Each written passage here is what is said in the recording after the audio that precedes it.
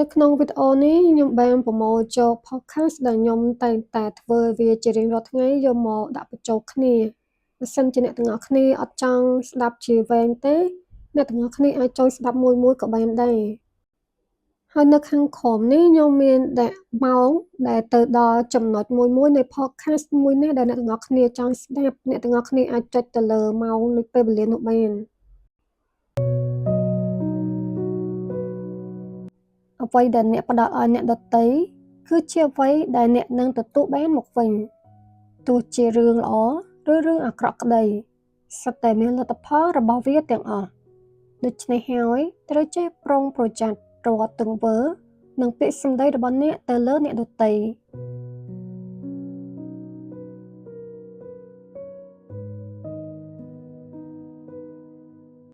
នៅក្នុង podcast អាចសិភៅជួយពង្រីកគំនិតនៅក្នុងអេពីសូត11នេះ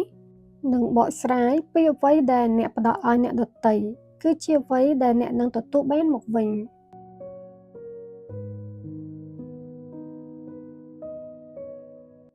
តើអ្នកដឹងទេលទ្ធផលដែលអ្នកតែងតែទទួលបានពីអ្នកដទៃរាល់ថ្ងៃនេះបានមកពីទង្វើរបស់អ្នកដែលផ្ដល់ចេញទៅប្រហែលជាអ្នកខ្លះតែងតែឆ្ងល់ថាហេតុអ្វីជីវិតខ្លួនឯងរញ៉េរញ៉ៃម្ល៉េះរកតែថ្ងៃមានក្តីសុខមិនឃើញសោះបែបនេះហើយក៏មានអ្នកខ្លះអាចគិតថាខ្លួនឯងពេញមួយជីវិតហើយតែងតែធ្វើរឿងល្អដាក់អ្នកដទៃរហូតហេតុអ្វីគេធ្វើទង្វើមិនល្អដាក់វិញឬជួបតែមនុស្សមិនល្អសោះអញ្ចឹងជាការពិតណាស់មនុស្សយើងរមែងចង់ឲ្យអ្នកដទៃធ្វើទង្វើល្អមកដាក់ខ្លួនឲ្យបានច្រើនទោះបីខ្លួនឯងធ្វើទង្វើខឹងសម្បាស្រែកឡូឡាមុំម៉ៅដាក់គេក៏ដោយក៏ប្រាថ្នាចង់បានភាពល្អពីគេត្រឡប់មកវិញដែរតែចក្រវាឡនេះយុត្តិធម៌ណាស់ពេលអ្នកផ្ដល់អ្វីចេញទៅប្រកបណាស់អ្នកនឹងទទួលបានត្រឡប់មកវិញអាច1 សងនឹង10ក៏មានដែរបើគុណនឹង10ជាទង្វើល្អអ្នកអាចអរបានប៉ុន្តែបើ1 គុណនឹង10ជាទង្វើមិនល្អដែលអ្នកជះចេញទៅអ្នកនឹងត្រូវធ្វើមុខស្អុយជារៀងរាល់ថ្ងៃមិនខាន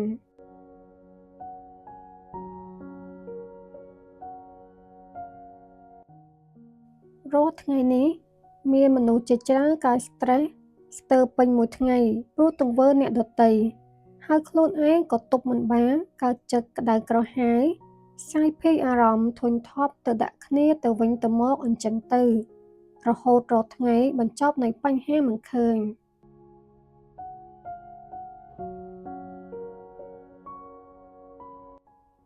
នៅក្នុង podcast នេះខ្ញុំនឹងចែករំលែកពីវិធីសាស្ត្រដើម្បីឲ្យអ្នកចូលទៅអនុវត្ត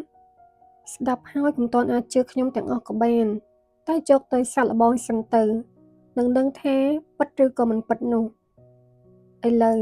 អ្នកអាចចុចប៊ិចនៃសៀវភៅមកកត់ត្រាទុកបាននៅវិធីប៉ុន្មានចំណុចនេះចូលចងចាំនៅអ្វីដែលអ្នកផ្ដល់ចេញទៅបើអ្នកផ្ដល់នៅចិត្តមេត្តាដល់អ្នកដទៃអ្នកនឹងទទួលបានការគោរពត្រឡប់មកវិញបើអ្នកផ្ដល់នៅភាពស្មោះត្រង់អ្នកនឹងទទួលបានការយកចិត្តទុកដាក់ពីមនុស្សគ្រប់គ្នាបើអ្នកផ្ដល់នៅសេចក្តីស្រឡាញ់អ្នកនឹងបង្កើតសេចក្តីសុខដល់ខ្លួនឯងរាល់ថ្ងៃបើអ្នកផ្ដល់នៅសុខសន្តិភាពអ្នកនឹងបង្កើតសេចក្តីស្ងប់ស្ងាត់នៅក្នុងចិត្តបើអ្នកផ្ដល់នៅការស្អប់វានឹងត្រឡប់មកកាន់អ្នកវិញកាន់តែច្រើនដោយដែលខ្ញុំបាននិយាយប្រាប់អ្នកមុននេះអញ្ចឹងគ្រប់ចាងដែលអ្នកផ្ដល់ឲ្យគេនឹងទទួលមកវិញគុណនឹង10ឯនោះក៏មានដែរដូច្នេះត្រូវប្រុងប្រយ័ត្នចំពោះអ្វីដែលអ្នកផ្ដល់ឲ្យបានច្បាស់លាស់ថាអ្វីដែលអ្នកផ្ដល់ឲ្យនោះជាអ្វីដែលអ្នកនឹងទទួលបានមកវិញបើកមុខកញ្ចក់បន្តិចអានសៀវភៅជួយពង្រីកគំនិតក៏មានលក់សៀវភៅលើទឹកចិត្តដែលមានចំណងជើងថាលេខសម្ងាត់និងសៀវភៅគំនិតគឺជាទ្រព្យជាសៀវភៅ e-book ដែលសៀវភៅទាំងពីរនេះស្ថិតនៅក្រោមការចេញផ្សាយលក់ពីអានសៀវភៅជួយពង្រីកគំនិតខ្ញុំសង្ឃឹមថាអ្នកទាំងអស់គ្នានឹងជួយគាំទ្រទាំងសៀវភៅសញ្ញានិងសៀវភៅ e-book ពីខាងជើងខ្ញុំ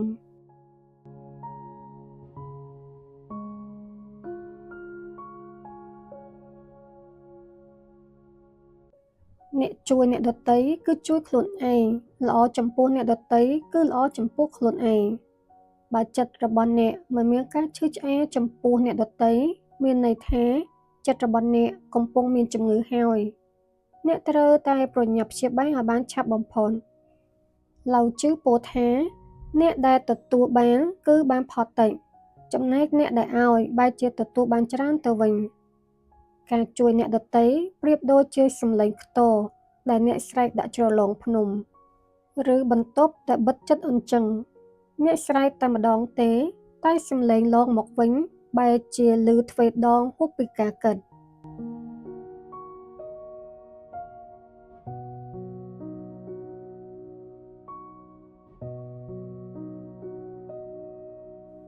មនុស្សដែលមានចិត្តចង្អៀតគេមិនមានចិត្តចង់ជួយនរណាឡើយ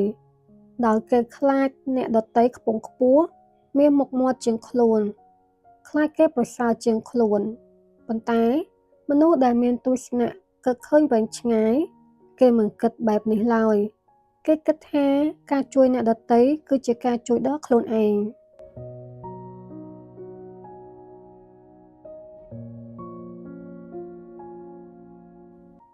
បុគ្គលដែលសម្រេចជោគជ័យធំៗក្នុងឆាកជីវិតគឺសុទ្ធតែចាប់ផ្ដើមចេញពីការជួយអ្នកដទៃគេចេះជួយសង្គ្រោះអ្នកដទៃចេញរួចពីភាពលំបាកព្រោះពេលគេផ្ដល់ក្តីសុខដល់អ្នកដទៃអ្នកដទៃនឹងផ្ដល់ក្តីសុខដល់គេវិញមិនខាន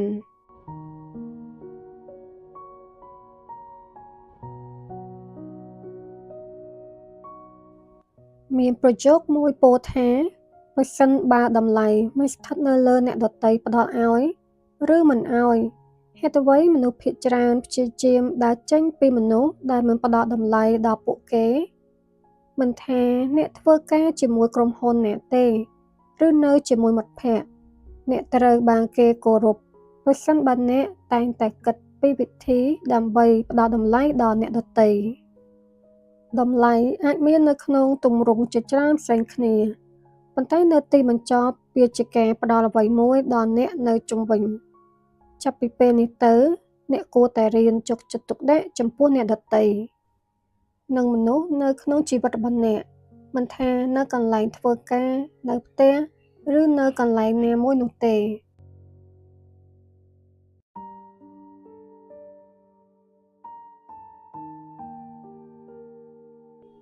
ការយកចិត្តទុកដាក់ចំពោះអ្នកដទៃនឹងបង្ហាញការយកចិត្តទុកដាក់របស់អ្នក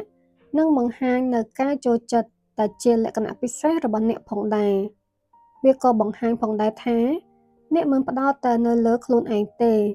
ហើយអ្នកមានសមត្ថភាពផ្លូវចិត្តក្នុងការយកចិត្តទុកដាក់និងផ្ដល់ជំនួយនៅពេលចាំបាច់មិនមែនគ្រប់គ្នាសុទ្ធតែអាចធ្វើបានទេដូចនេះវាជាហេតុផលដែលវាមានឥទ្ធិពលដ៏ខ្លាំងក្លា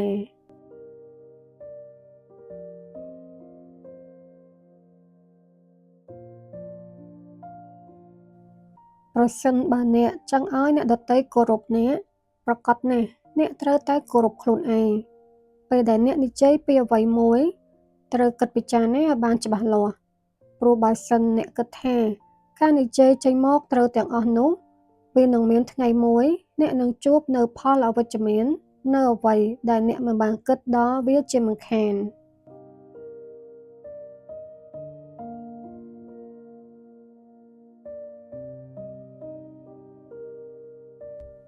ត្រូវចងចាំថាភាពខ្លាំងរបស់អ្នកគឺត្រូវរៀនពីកំហុសរបស់អ្នកនិងទំនុកចិត្តកើតចេញពីការដឹងថាការបរាជ័យនិងភាពមិនល្អឥតខ្ចោះគឺជាផ្លូវឆ្ពោះទៅរកភាពអស្ចារ្យនិងភាពជោគជ័យ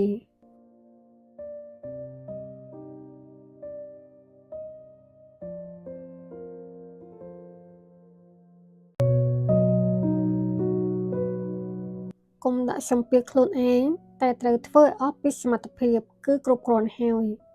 អ្នកមិនចាំបាច់បំពេញតាមការរំពឹងទុករបស់មនុស្សគ្រប់គ្នាទេហើយអ្នកមិនចាំបាច់ត្រូវតែធ្វើខ្លួនឯងឲ្យល្អឥតខ្ចោះជារៀងរាល់ថ្ងៃនោះដែរ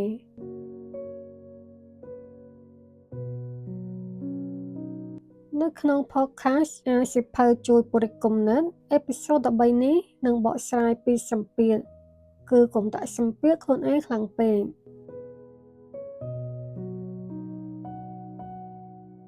ថ្ងៃខ្លះពិបាកជាងថ្ងៃខ្លះហើយវាមិនអីទេអ្វីដែលសំខាន់គឺអ្នកកំពុងព្យាយាមទោះបីជាវាមិនងាយស្រួលអ្នកគ្រាន់តែផ្ដល់ឲ្យនៅអ្វីដែលអ្នកអាចធ្វើបាននោះហើយជាអ្វីដែលអ្នកគួរតែមានមោទនភាពចំពោះជីវិតនេះមិនមែនជាការប្រណាំងប្រជែងជាមួយនរណាម្នាក់នោះទេ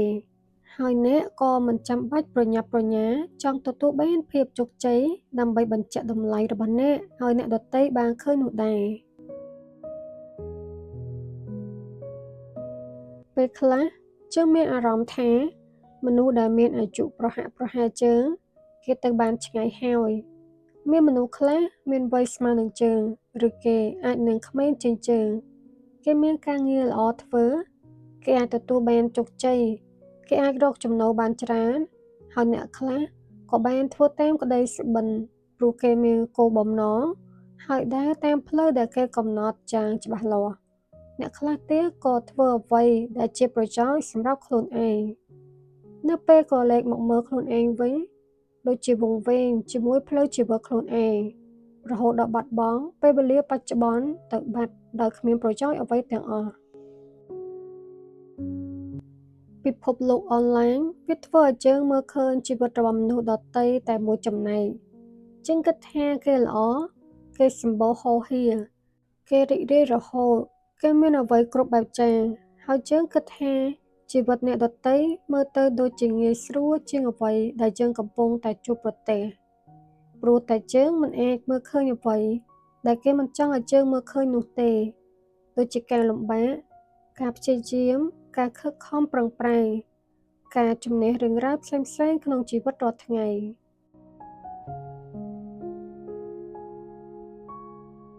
គេពិតទៅនោះយើងម្នាក់មានសមរភូមិនៃជីវិតរៀងៗខ្លួនទាំងអស់គ្នាហើយជីវិតរបស់មនុស្សយើងម្នាក់ក៏មានលក្ខខណ្ឌក្នុងជីវិតត្រូវដោះស្រាយខុសៗពីគ្នាដែររឿងជីវិតពិតជាមានវិញ្ញាសាត្រូវដោះស្រាយដូចគ្នានេះជាសម្ពាធដែលមនុស្សយើងត្រូវតែទទួលហេតុនេះហើយយើងគួរតែកុំដាក់សម្ពាធលើខ្លួនឯងបន្ថែមទៀតគួរតែចិត្តល្អចំពោះខ្លួនឯងឲ្យបានច្រើននឹងឲ្យតម្លៃលើខ្លួនឯងគោរពខ្លួនឯងស្រឡាញ់ខ្លួនឯងនិងមើលថែទាំខ្លួនឯងការដាក់សម្ពាធលើខ្លួនឯងវាអាចមានរឿងពីរយ៉ាងផ្សេងគ្នានោះគឺជាផលល្អនិងផលអាក្រក់ការដាក់សម្ពាធដែលនាំឲ្យយើងអាចអភិវឌ្ឍខ្លួនឯងគឺយើងមានសិទ្ធិក្នុងការដាក់សម្ពាធខ្លួនឯងវាក៏ដូចជាយើងសន្យាជាមួយខ្លួនឯងដែរឧទាហរណ៍បើយើងចង់ធ្វើឲ្យខ្លួនឯងក្លាយជាអ្នកនិពន្ធដ៏ល្អម្នាក់យើងត្រូវដាក់កាលវិភាគបង្ខំខ្លួនឯងឧបមាថាថ្ងៃនេះយើងត្រូវអានសៀវភៅឲ្យបាន10ទៅ20ទំព័រហើយសង្ខេបអត្ថបទសំខាន់ៗមកស្វែងយល់បន្ថែមដែលអាចធ្វើឲ្យយើងមានគំនិតប្លែកៗក្នុងការទៅស្វែងអត្ថបទឲ្យបានល្អប្រសើរហើយយើងត្រូវតែបញ្ចប់វាតាមពេលវេលានៃគម្រោងរបស់យើងដែលបានកំណត់នេះជាអ្វីដែលផ្ដល់សម្ពាធដល់ខ្លួនយើងដែលល្អអាចនាំឲ្យយើងទៅរកអ្វីដែលយើងចង់បានផ្ទុយទៅវិញសម្ពាធដែលមិនល្អចំពោះយើងគឺនៅពេលដែលយើងធ្វើអ្វីមួយខុសដោយអចេតនាប៉ុន្តែយើងនៅតែប្រកាន់ភ្ជាប់វាដោយមិនព្រមប្រឡែងមិនអភ័យទោសឲ្យខ្លួនឯងសម្ពាធនោះនឹងមករុំព័ទ្ធខ្លួនយើងរហូតធ្វើអ្វីបន្តទៀតលែងបានហេតុនេះហើយបើយើងអាចអភ័យទោសឲ្យខ្លួនឯងបានយើងគួរតែអភ័យទោសព្រោះថាគ្មានមនុស្សម្នាក់ណាដែលមិនធ្លាប់ធ្វើខុសនោះទេយើងប្រឡែងកំហុសនោះចោលហើយយកវាមកធ្វើជាមេរៀនជីវិតដើម្បីថ្ងៃក្រោយយើងនឹងលែងធ្វើខុសឆ្គងចំពោះកំហុសដដែលនោះទៀតហើយរឿងមួយទៀតការទទួលបន្ទុកច្រើនលើសលប់ក៏អាចជាសម្ពាធអាក្រក់មួយដែលយើងគួរតែដឹងខ្លួនឯងថាបន្ទុកប៉ុណ្ណាយើងអាចរ៉ាប់រងបានហើយបន្ទុកប៉ុណ្ណាដែលយើងមិនអាចរ៉ាប់រងបានមិនមែនយើងត្រូវតែរើចូលគ្រប់ចាងមកធ្វើជាបន្ទុករបស់ខ្លួនរហូតខ្លាចជាសម្ពាធរុំខ្លួននោះទេអ្វីដែលអាចទទួលបានក៏ទទួលមកអ្វីដែលមិនអាចគួរតែប្រឡែងវាចោលចេញទៅ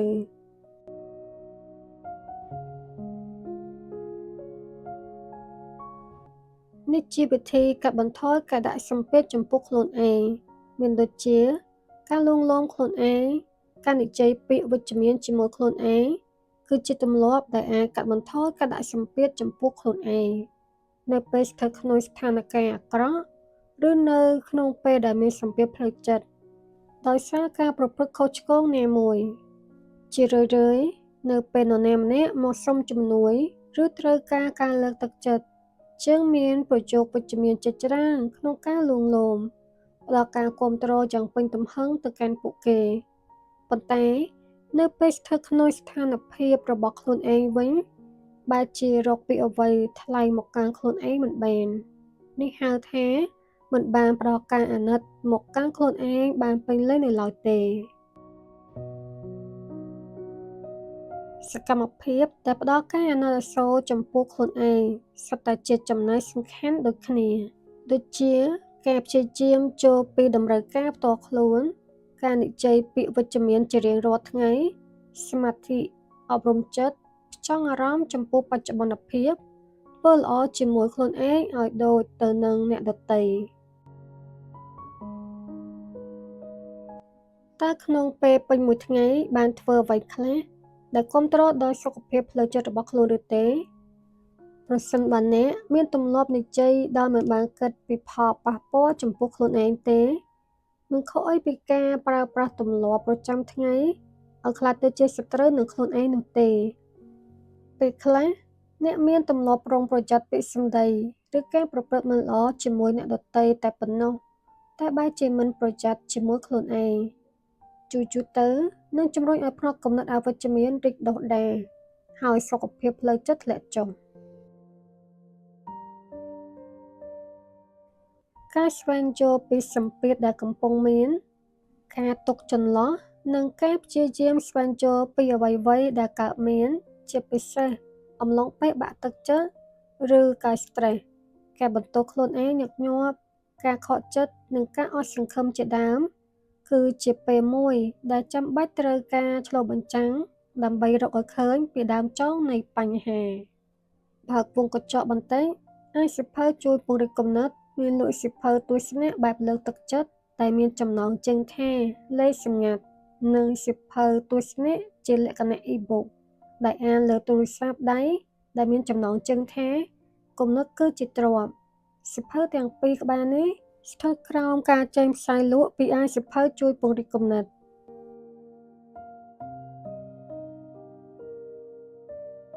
បញ្ហាអាចមិនមែនជាបញ្ហា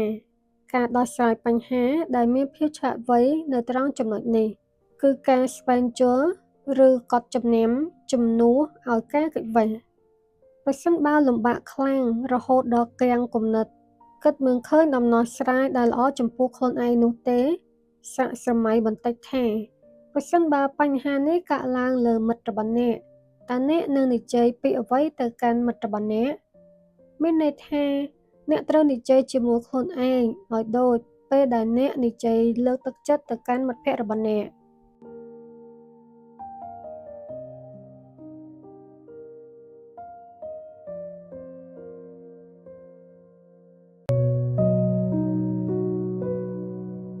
ភាពឆ្លាតវៃមិនស្ថិតនៅលើតែតំណែងកិត្តិយសឬការដឹងច្បាស់អំពីព័ត៌មានគ្រប់បែបយ៉ាងនោះទេភាពឆ្លាតវៃពិតប្រាកដជារឿងជ្រាលជ្រៅជាងនេះទៅទៀតភាពឆ្លាតវៃគឺស្ថិតនៅរបៀបដែលអ្នកគិតរបៀបដែលអ្នកប្រព្រឹត្តនិងរបៀបដែលអ្នកប្រព្រឹត្តចំពោះអ្នកដទៃ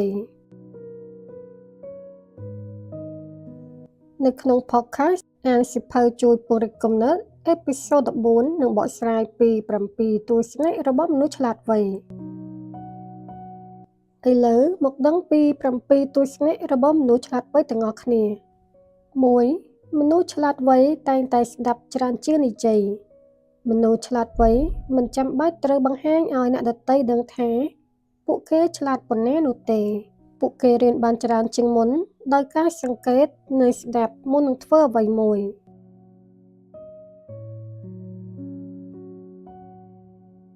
2. មនុស្សឆ្លាតអាចសម្របខ្លួនបានលឿនការផ្លាស់ប្ដូរមិនធ្វើឲ្យពួកគេភ័យខ្លាចនោះទេផ្ទុយទៅវិញពួកគេសម្របខ្លួនបានលឿននិងរិះរកដំណោះស្រាយ ហើយក្លាយជាមនុស្សរឹងមាំជាងមុនតាមរយៈបញ្ហាប្រឈម 3. មនុស្សឆ្លាតតែងតែសួររកចម្លើយ ការចង់ដឹងជាបុព្វហេតុនៃការរីកចម្រើនរបស់ពួកគេ ពួកគេមិនពេញចិត្តតែចម្លើយមានស្រាប់នោះទេ ពួកគេតែងតែស្វះស្វែងចូលបន្ថែមឲ្យបានស៊ីជម្រៅ ដើម្បីចូលឲ្យបានកាន់តែច្បាស់និងរៀនសូត្របន្ថែមជានិច្ច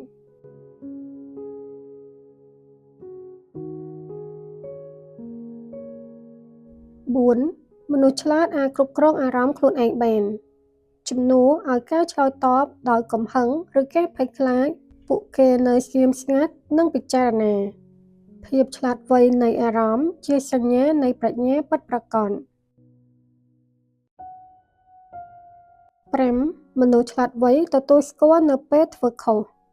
មោទនភាពមិនរារាំងការរីកចម្រើនរបស់ពួកគេបានឡើយ ពួកគេមើលឃើញកំហុសមិនមែនជាភាពខ្សោយនោះទេ ប៉ុន្តែជាបទពិសោធន៍ដែលធ្វើឲ្យពួកគេកាន់តែរឹងមាំ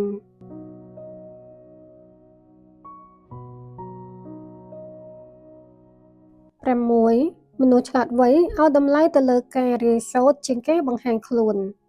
មនុស្សឆ្លាតវៃមិនដេញតាមការទទួលការយកចិត្តទុកដាក់ទេ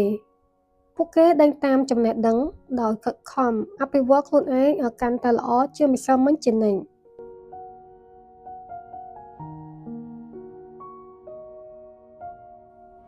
7. មនុស្សឆ្លាតវៃគោរពអ្នកដទៃ ពួកគេស្គាល់ថាភាពមានមេត្តាជាថាមពលមួយ ភាពឆ្លាតវៃដែលគ្មានមេត្តាគឺទទេ ប៉ុន្តែប្រាជ្ញាដែលភ្ជាប់ជាមួយការគោរពអាចជះឥទ្ធិពលលើអ្នកដទៃបាន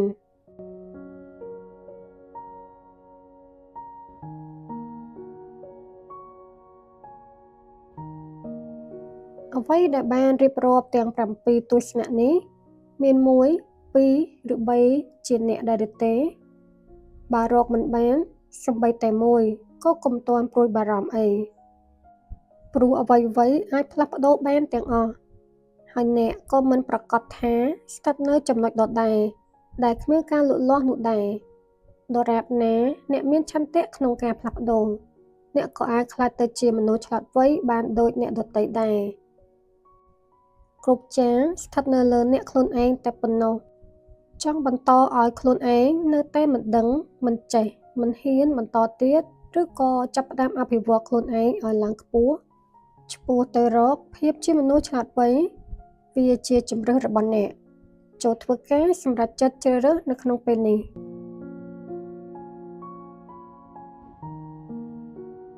បើអ្នកចូលចិត្តនិយាយច្រើនជាងស្ដាប់ អ្នកនឹងបាត់បង់ចំណេះដឹងថ្មីៗដែលអ្នកអាចទទួលបានពីអ្នកដទៃ ព្រោះពេលអ្នកបើកមាត់និយាយទៅកាន់អ្នកដទៃច្រើន នោះវាគ្រាន់តែជាព័ត៌មានដែលអ្នកមានស្រាប់នៅក្នុងខួរក្បាលរបស់អ្នកតែប៉ុណ្ណោះ ប៉ុន្តែពេលអ្នកព្រមបិទមាត់ហើយអនុញ្ញាតឲ្យខ្លួនឯងបើកចេះស្ដាប់គេឯងខ្លះ ពេលនោះអ្នកប្រៀបដូចជាបើកឱកាសឲ្យខ្លួនឯងទទួលបានចំណេះដឹងពីអ្នកដទៃអញ្ចឹងដែរ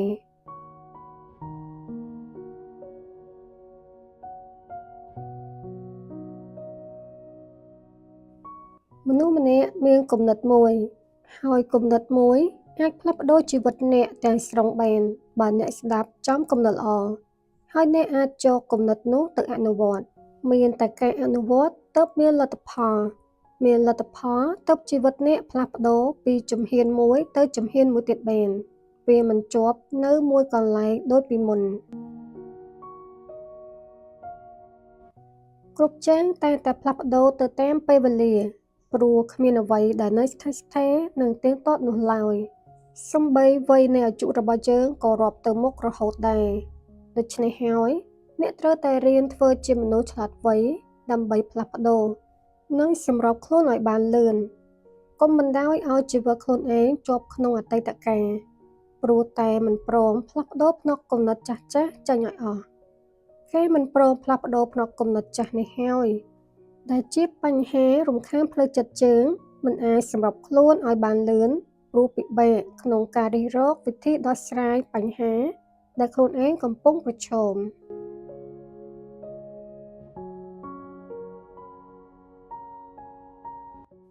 ម មនុស្សជាច្រើនប្រឹងគេចវេសពីបញ្ហារបស់ខ្លួនឯងដោយសារតែភ័យខ្លាចបញ្ហាប៉ុន្តែមនុស្សជាច្រើនមិនបានដឹងទេថាកាន់តែរត់គេចកាន់តែខាតពេលវេលាក្នុងការរីកចម្រើនព្រោះបញ្ហាចូលមកដើម្បីលបងលសមត្ថភាពរបស់មនុស្សយើងពេលយើងប្រឈមមុខដោះស្រាយនឹងបញ្ហានោះបានហើយយើងនឹងរឹងមាំជាងមុននេះហើយជាអ្វីដែលមនុស្សឆ្លាតវៃជ្រើសរើសសម្រាប់ខ្លួនឲ្យបានរហ័សដើម្បីផ្លាស់ប្ដូរជីវិតបត់ឲ្យទាន់សភាពការណ៍នៃពេលវេលាបច្ចុប្បន្នបើកវងកញ្ចក់បន្តិចអាយសិភៅជួយពង្រីកគំនិតមានលក់សិភៅទស្សនៈបែបលើកទឹកចិត្តដែលមានចំណងជើងថាលេខសម្ងាត់និងសិភៅទស្សនៈជាលក្ខណៈ e-book ដែលមានចំណងជើងថាគំនិតគឺជាទ្រព្យដែលអាចអាននៅលើទូរស័ព្ទដៃគ្រប់ប្រភេទ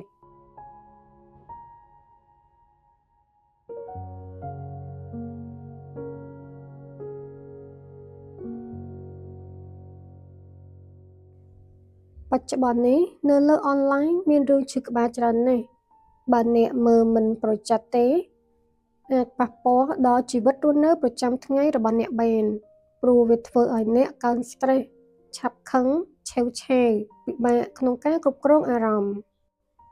ដូច្នេះហើយបានជាមនុស្សឆ្លាតវៃចេះគ្រប់គ្រងអារម្មណ៍ព្រោះគេដឹងថាអារម្មណ៍ជាអាវុធមុខពីរអារម្មណ៍ល្អកើនចំណេះដឹងព្រោះមានកម្លាំងចិត្តអភិវឌ្ឍខ្លួនឯងរាល់ថ្ងៃតែអារម្មណ៍អាក្រក់វិញនាំទុក្ខវិបត្តិដល់ជីវិតឲ្យមានចិត្តតូចចង្អៀតឆាប់ខឹងឆាប់បាក់ទឹកចិត្តគ្មានកម្លាំងទៅប្រឹងប្រែងធ្វើអ្វីទាំងអស់ក្រៅពីអង្គុយសង្កត់ធ្វើមុខស្អុយដៃចុចតែទូរស័ព្ទអូសចុះអូសឡើងស្ទើរតែ24ម៉ោងធ្វើរឿងដែលឥតប្រយោជន៍ព្រោះតែភ្នក់គំនិតបិទគិតអ្វីលែងចេញគៀងជាប់ត្រឹមអតីតកាលចាស់ៗមិនច្បាស់ថាខ្លួនឯងឥឡូវកំពុងស្ថិតនៅពេលវេលាណាទៅហើយត្រូវចាំថារឿងខ្លះត្រូវតែបំភ្លេចហើយបន្តដើរទៅមុខទៀតគឺត្រូវបន្តដើររហូតដល់ដង្ហើមចុងក្រោយនៃជីវិតនេះ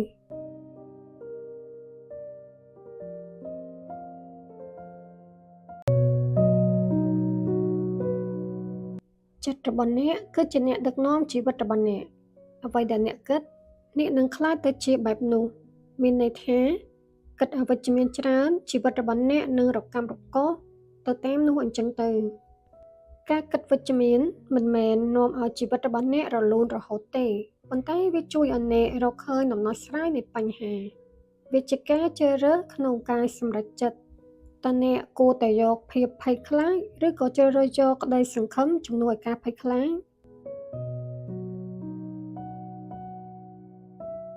នៅក្នុង podcast អានសៀវភៅជួយពង្រីកគំនិតអេពីសូត15នេះនឹងបកស្រាយពីច្បាប់ទាំង7នៃការគិតវិជ្ជមានដូចតទៅនេះ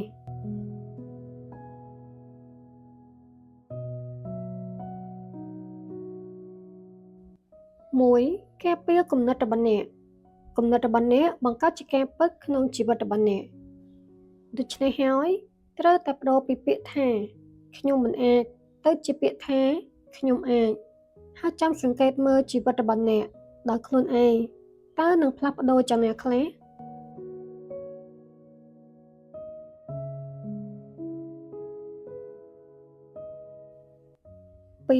ផ្ដោតលើដំណោះស្រាយមិនមែនផ្ដោតលើបញ្ហាមនុស្សគ្រប់គ្នាសុទ្ធតែជួបប្រទះបញ្ហាក្នុងជីវិត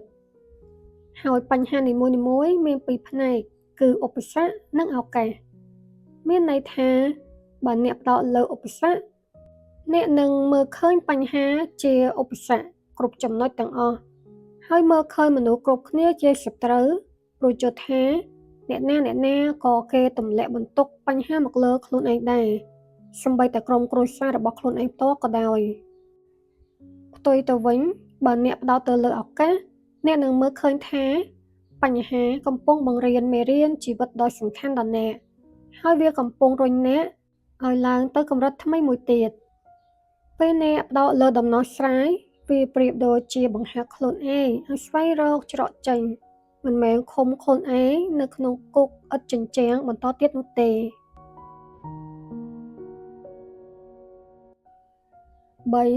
នៅជុំវិញមនុស្សវិជ្ជមាន ថាមពលដែលនៅជុំវិញអ្នកជាអ្វីដែលបង្កើតទស្សនៈសម្រាប់អ្នកផ្ដល់ឲ្យអ្នកនូវកម្លាំងចិត្តតស៊ូតតាំងនិងភ្ជុំភ្លៀងក្នុងជីវិតរបស់អ្នកបានដូច្នេះហើយគួរតែចំណាយពេលវេលាឲ្យបានច្រើននៅជាមួយមនុស្សដែលតែងតែលើកទឹកចិត្តអ្នកផ្ដល់នូវប្រាជ្ញាស្មារតីដែលជួយដាស់តឿនសតិអ្នកឲ្យភ្ញាក់ឡើងវិញរាល់ថ្ងៃដែលជាដើមចងជំរុញឲ្យអ្នកមានការរីកចម្រើនខ្លាចទៅជាអ្វីដែលអ្នកចង់ខ្លាចជានិងជួយឲ្យអ្នករកឃើញអ្នកជានរណាឲ្យពិតប្រាកដ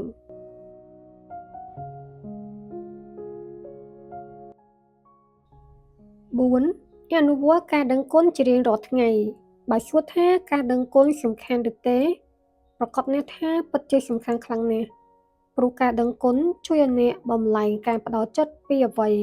ដែលអ្នកខ្វះខាតទៅជាអ្វីដែលអ្នកមានចូលចងចាំថាបើចិត្តរបស់អ្នកតែងតែចេះដឹងគុណជានិច្ចមិនថាអ្វីក៏ដោយទោះបីគ្មានអារម្មណ៍ចង់ដឹងគុណក៏ដោយក៏អ្នកនៅតែដឹងគុណពេលនោះហើយដែលអ្នកនឹងរកឃើញសេចក្តីសុខផ្លូវចិត្តពេញលេញដែលមនុស្សជាច្រើនតែងតែប្រាថ្នា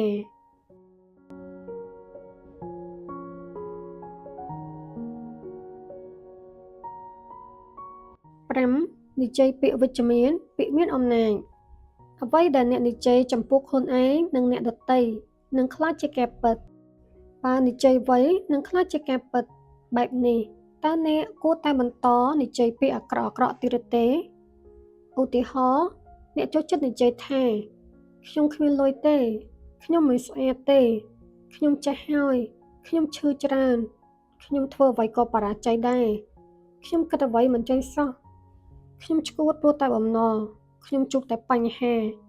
ខ្ញុំហត់នឿយនឹងជីវិតនេះណាស់មនុស្សគ្រប់គ្នាមិនយល់ពីខ្ញុំសោះឈប់បន្ទោសខ្ញុំទៀតទៅបើមិនអោយខ្ញុំមើលទូរស័ព្ទទេខ្ញុំគិតដល់ឈួតឥឡូវហើយមើលជីវិតរបស់គេមិនក៏ល្អម្ល៉េះលាក់នឹងលាក់ឧទាហរណ៍ប៉ុណ្ណេះនៅតិចផង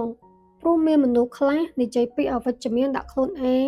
ឬប្រាប់អ្នកដទៃច្រើនជាងនេះទៅទៀតពាក្យសម្ដីរបស់មនុស្សជើងគឺចេញពីអ្វីដែលជើងបានគិតដូច្នេះហើយត្រូវចេះសង្កេតពីអ្វីដែលខ្លួនឯងបាននិយាយជាប្រចាំព្រោះពាក្យសម្ដីទាំងអស់នេះវាបញ្ជាក់ពីផ្នត់គំនិតដែលយើងកំពុងតែគិតអ្វីនៅលើជីវិតរបស់ខ្លួនឯងពាក្យសម្ដីរបស់អ្នកមានអំណាចអាចបំផ្លាញជីវិតរបស់អ្នកឲ្យលិចលង់ក៏បានអាចធ្វើឲ្យជីវិតរបស់អ្នកអណ្ដែតឡើងខ្ពស់ហួសមេឃក៏បានដែរ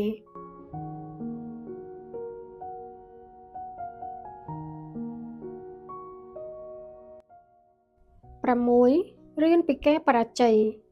មនុស្សដែលគិតវិជ្ជមានមិនភ័យខ្លាចនឹងការបរាជ័យទេគេមើលវាក្នុងនិយមន័យនៃការផ្ដោតមតិយោបល់វិញមានន័យថាអ្នកគិតវិជ្ជមានលើគ្រប់រឿងដែលបានជួបប្រទះទោះបីធ្លាក់ក្នុងការបរាជ័យលើរឿងមួយណាក៏ដោយក៏គេជឿថានេះជាសារពីចក្រវាឡចង់ផ្ដល់មេរៀនសំខាន់អ្វីម្យ៉ាងចាំថាការបរាជ័យគឺជាមេរៀនដែលលាក់ខ្លួនបង្កប់ក្នុងការជឿចាំបើរៀនមេរៀនមួយនេះចេះនឹងរឹតតែខ្លាំងតែបើមិនយកចិត្តទុកដាក់មេរៀនមួយនេះឲ្យចេះចាំស្ទាត់បានទេប្រកាសជាត្រូវជួបនៅមេរៀនប្រភេទនេះបន្តទៀត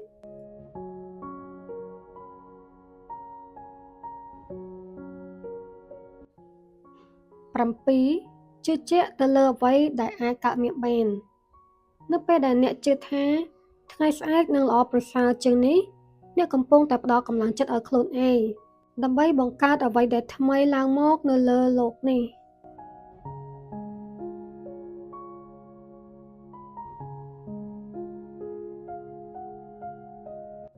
ការគិតវិជ្ជមានមិនអាចធ្វើឲ្យជីវិតរបស់អ្នកល្អខ្ចោះនោះទេក៏ប៉ុន្តែវាធ្វើឲ្យអ្នកមានអំណាចអាចគ្រប់គ្រងលើការគិតនិងអារម្មណ៍របស់អ្នកបានមិនបណ្ដោយឲ្យវាធ្វើអ្វីតាមតែអំពើចិត្តដែលនាំទុក្ខវេទនាដល់ជីវិតរបស់អ្នកមួយវិញទៀតការគិតវិជ្ជមានវាមិនធានាបានទេថាអ្នកនឹងមិនជួបភ្លៀងក្នុងជីវិតទេប៉ុន្តែវាគឺជាការជឿជាក់ថាអ្នកអាចដើរឆ្លងកាត់បញ្ហានៅគ្រាងងឹតនេះបានដោយភាពជោគជ័យព្រោះភាពជឿជាក់អាចផ្ដល់ក្តីសង្ឃឹមដល់អ្នកអាចឈានទៅរកពន្លឺព្រះអាទិត្យបំភ្លឺជីវិតសាជាថ្មីបើកមុខកញ្ចក់បន្តិចអាចសិភៅជួយពង្រីកគំនិត មានលក់សៀវភៅទស្សនៈបែបលើកទឹកចិត្តតែមានចំណងជើងថាលេខសម្ងាត់និងសៀវភៅទស្សនៈជាលក្ខណៈ e-book ដែលមានចំណងជើងថាគំនិតគឺជាទ្រព្យដែលអាចអានលើទូរស័ព្ទដៃគ្រប់ប្រភេទបាន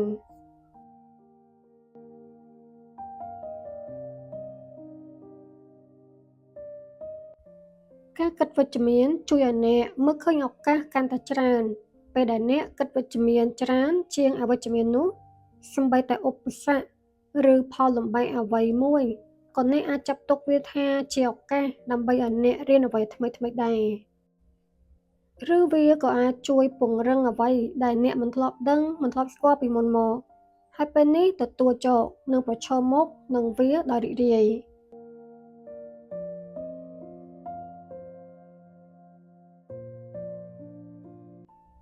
ពេលអ្នកគិតវិជ្ជមានអ្នកនឹងមានកម្លាំងចិត្តក្នុងដំណើរជីវិតនេះ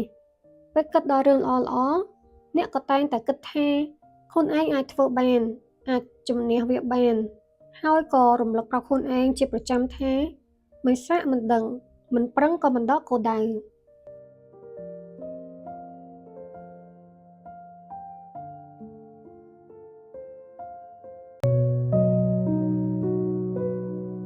ភាពស្ងប់ស្ងាត់របស់អ្នកជារឿងល្អបំផុតដែលអ្នកអាចធ្វើវាដើម្បីខ្លួនឯងកុំបណ្ដោយឲ្យខ្លួនឯងទៅដល់ចំណុចដែលអ្នកដទៃមិនគោរពលើអារម្មណ៍របស់អ្នកដែលបង្កឲ្យអ្នកកើត stress ឆាប់ឆេវឆាវបង្ហាញរូបភាពអាក្រក់ៗដូចជាស្រែកឡូឡាឬដ្រាម៉ាពេញបណ្ដាញសង្គមជាដើម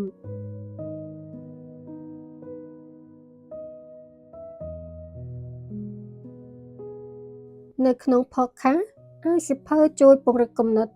នៅក្នុងអេពីសូត16នេះនឹងបកស្រាយពីភាពស្ងប់ស្ងាត់នាំមកនូវភាពជោគជ័យ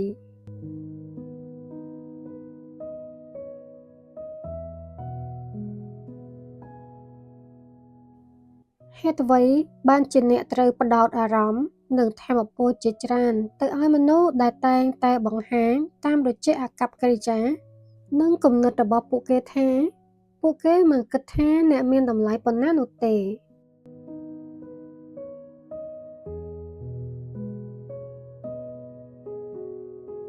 ការពិតទង្វើឬពាក្យសម្ដីរបស់អ្នកដទៃវាយប្រហារនៅរឿងមិនសមរម្យលើអ្នកវាមិនបានបង្ហាញចេញមកនៅភាពមិនថ្លៃថ្នូររបស់អ្នកទេប៉ុន្តែវាបានសរបញ្ជាក់ពីគំនិតនិងអត្តចរិតរបស់បុគ្គលនោះទៅវិញប៉ុន្តែបើអ្នកប្រកាន់គោលចំហតតាំងប្រឆាំងប្រតិកម្មចំពោះទង្វើឬពាក្យសម្ដីរបស់អ្នកដទៃហើយមិនព្រមរក្សានូវភាពស្ងប់ស្ងាត់នៅក្នុងចិត្តទេនោះវាសរបញ្ជាក់ពីចរិតរបស់អ្នកទៅវិញ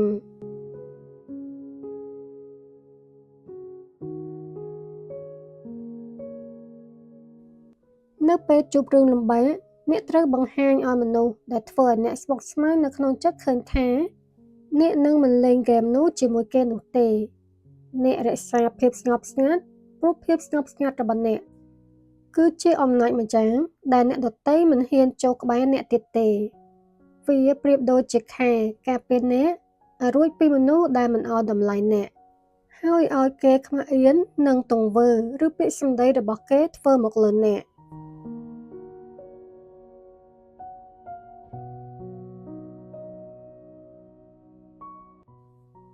ភាពជោគជ័យមិនមែនជាអ្វីដែលអ្នកបង្ហាញអ្នកដទៃនោះទេវាត្រូវបានបង្កើតឡើងដោយអ្វីម្ចាស់ដែលអ្នកបានធ្វើដោយភាពស្ងៀមស្ងាត់នៅពេលដែលគ្មាននរណាម្នាក់មើលឃើញចូលសួរខ្លួនឯងបន្តិចទៅមើល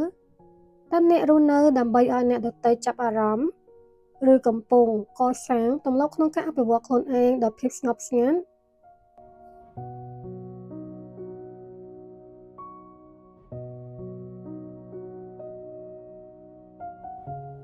ពេលវេលារបស់អ្នកមានតម្លៃណាស់ហើយជីវិតរបស់អ្នកកើតមកលើโลกនេះ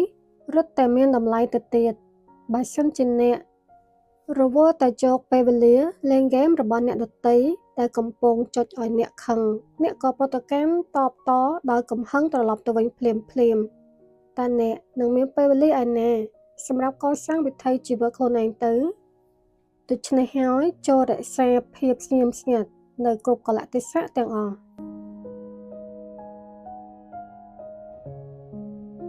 បើសិនអ្នកចង់ទទួលបានភាពជោគជ័យចេញពីការងាររបស់អ្ន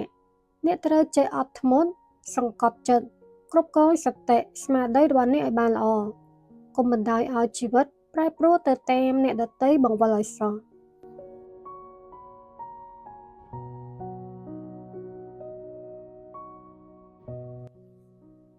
រៀនគ្រប់គ្រងអារម្មណ៍របស់អ្នកល្អជាងពន្យល់ឲ្យអ្នកដទៃយល់ពីអ្នក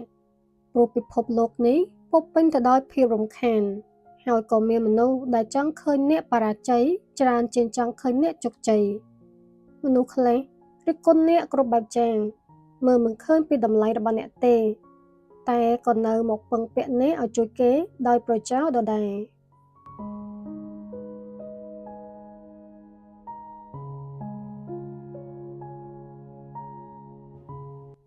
បញ្ឈប់ការបកស្រាយប៉ុន្តែចាប់ផ្ដើមផ្ដោតលើខ្លួនឯងភាពស្ងប់ស្ងាត់មិនមែនបង្ហាញថាអ្នកដទៃត្រឹមត្រូវអ្នកខុសនោះទេហើយក៏មិនបានបង្ហាញថាអ្នកទន់ខ្សោយនោះដែរតែអ្នកត្រូវធ្វើវាដើម្បីអ្នកឲ្យផ្ដោតអារម្មណ៍មកលើខ្លួនឯងបានល្អតែប៉ុណ្ណោះ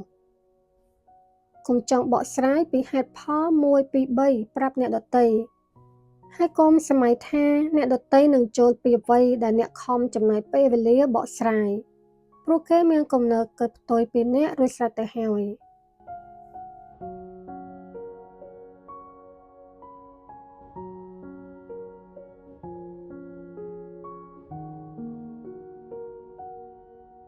ហេតុអ្វីត្រូវចំណាយថាមពលរបស់ខ្លួនឯងដើម្បីពន្យល់ឲ្យអ្នកដទៃ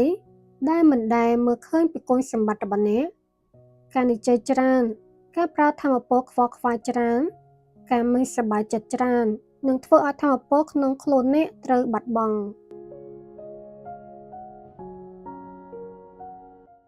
បើអ្នកមិនរៀនរក្សាភាពស្ងប់ស្ងាត់ទេជីវិតនឹងរុញច្រានអ្នកឲ្យធ្លាក់ទៅក្នុងជ្រោះដ៏ជ្រៅជាមិនខានមនុស្សភាគច្រើនអស់កម្លាំងនឹងការគិតច្រើនពេកបទកម្មលឿនពេកនិងមានអារម្មណ៍ថាខ្លួនឯងតែងតែដើរយឺតជានិច្ចទោះបីជាអ្នកព្យាយាមរក្សាភាពស្ងប់ស្ងាត់ប៉ុន្តែបញ្ហាជីវិតនៅតែមាននេះហើយជាជីវិត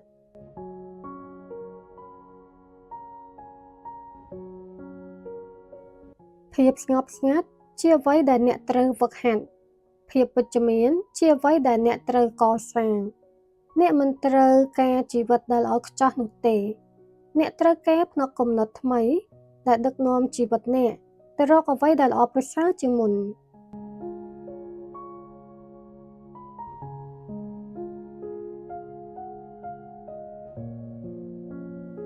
ប្រសិនបើអ្នកធុញទ្រាន់នឹងការបាត់បង់សន្តិភាពក្នុងចិត្តរបស់អ្នកចំពោះរឿងរ៉ាវរំខានផ្សេងវាដល់ពេលហើយដែលអ្នកត្រូវយកគំនិតរបស់អ្នកត្រឡប់មកវិញស្ងប់ស្ងាត់ជាមុនពេលអ្នកចង់ប្រតិកម្មទៅលើរឿងអ្វីមួយព្រោះការរក្សាភាពស្ងប់ស្ងាត់និងភាពវិជ្ជមានវាមិនមែនកើតឡើងដោយឯងឬសំណាងនោះទេវាកើតចេញឡើងពីការសម្រេចចិត្តច្បាស់លាស់មួយដើម្បីកុំឲ្យអ្វីៗនៅជុំវិញខ្លួនអ្នកអាចគ្រប់គ្រងអ្វីៗដែលនៅក្នុងខ្លួនអ្នកបានបើកមុខកញ្ចក់បន្តិចអាយសៀវភៅជួយពង្រីកគំនិតមានលក់សៀវភៅទស្សនៈបែបលើកទឹកចិត្តតែមានចំណងជើងថាលេខសម្ងាត់និងសៀវភៅទស្សនៈជាលក្ខណៈ e-book ដែលមានចំណងជើងថាគំនិតគឺជាទ្រព្យដែលអាចអានលើទូរស័ព្ទដៃគ្រប់ប្រភេទបានហើយការសម្រេចចិត្តមួយដ៏សំខាន់គឺអ្នកត្រូវរក្សាភាពស្ងប់ស្ងាត់ជាមុននឹងប្រតិកម្មពីព្រោះអ្វីដែលអ្នកឆ្លើយតបវាអាចកសាងថ្ងៃអនាគតរបស់អ្នកជារៀងរាល់ថ្ងៃអ្នកត្រូវបានអ្នកដទៃព្យាយាមសាកល្បងអ្នកនឹងជួបមនុស្សមួយចំនួនអាចមិនប្រព្រឹត្តល្អចំពោះអ្នកហើយអ្នកនឹងឮរឿងដែលអ្នកមិនចង់ឮផែនការរបស់អ្នកអាចបរាជ័យរឿងរ៉ាវតូចតាចរបស់អ្នកអាចខុសនឹងត្រូវវានឹងព្យាយាមបំផ្លាញថ្ងៃនេះរបស់អ្នកនេះហើយគឺជាជីវិតតែមានគន្លឹះដោះស្រាយវាបានអ្នកមិនចាំបាច់ប្រតិកម្មលើវាភ្លាមៗនោះទេអ្នកមិនចាំបាច់គ្រប់គ្រងស្ថានភាពគ្រប់យ៉ាងឲ្យល្អនោះទេ បណ្ដោយទៅតាមវាហើយត្រូវជឿជាក់ថាអ្វីៗនឹងប្រែប្រួលជាល្អទៅតាមពេលវេលា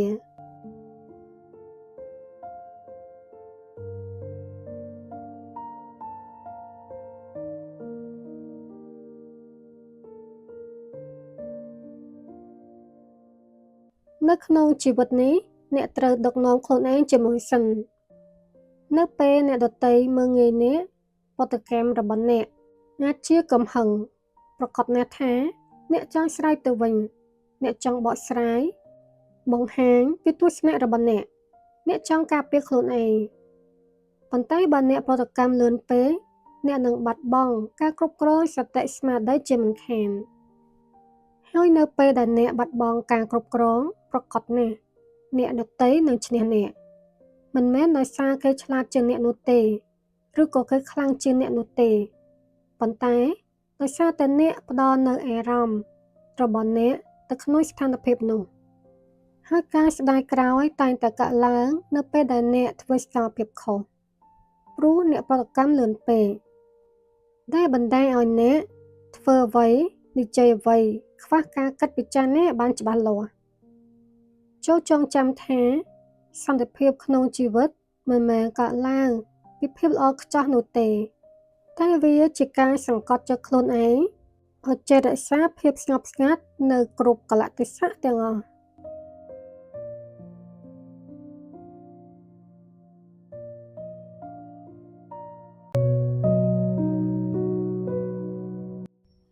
សេចក្តីសុខមិនមែនជារឿងដែលអ្នកជួបប្រទះដោយចៃដន្យទេ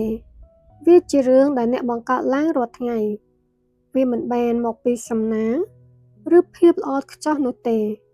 ប៉ុន្តែមកពីរបៀបដែលអ្នកជ្រើសរើសក្នុងការរស់នៅក្នុង podcast អានសៀវភៅជួយពង្រីកគំនិត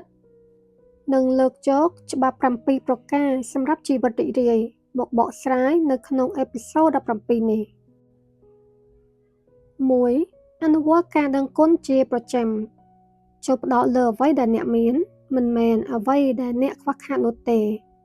ការដឹងគុណអាចបំលែងរឿងតូចៗឲ្យក្លាយជារឿងគ្រប់គ្រាន់ 2. រស់នៅក្នុងពេលវេលាបច្ចុប្បន្នកុំរងចាំអតីតកាលឬព្រួយបារម្ភច្រើនពេកអំពីអនាគតរបស់អ្នកត្រូវចាំថាសេចក្តីសុខត្រូវបានរកឃើញនៅពេលនេះ 3. ជ្រើសរើសភាពវិជ្ជមានគំនិតរបស់អ្នកបង្កើតនៅជីវិតរបស់អ្នកបណ្ដុះបណ្ដាលនិងបង្ហាត់បង្រៀនខួរក្បាលរបស់អ្នកឲ្យមើលឃើញឱកាសជំនួសឲ្យបញ្ហា 4. ថែរក្សាសុខភាពរបស់អ្នករាងកាយដែលមានសុខភាពល្អជួយបង្កើនស្មារតីសប្បាយរីករាយធ្វើចលនាញ៉ាំអាហារល្អៗហើយសម្រាកឲ្យបានគ្រប់គ្រាន់អ្នកមិនអាចរីករាយនឹងជីវិតបានទេបើសិនបើគ្មានថាមពល 5. នៅជុំវិញអ្នកមានគំនិតវិជ្ជមានសេចក្តីសុខរីកចម្រើននៅក្នុងសង្គមរបស់មនុស្សដែលបង្កើតចិត្តរីករាយដោយការគិតល្អៗជាប្រចាំ 6. ផ្ដល់ច្រើនជាងទទួលការធ្វើអំពើល្អសេចក្តីមេត្តាដែលនាំឲ្យអ្នកកើតនូវភាពរីករាយនៅក្នុងចិត្តពេលដែលអ្នកជួយអ្នកដទៃ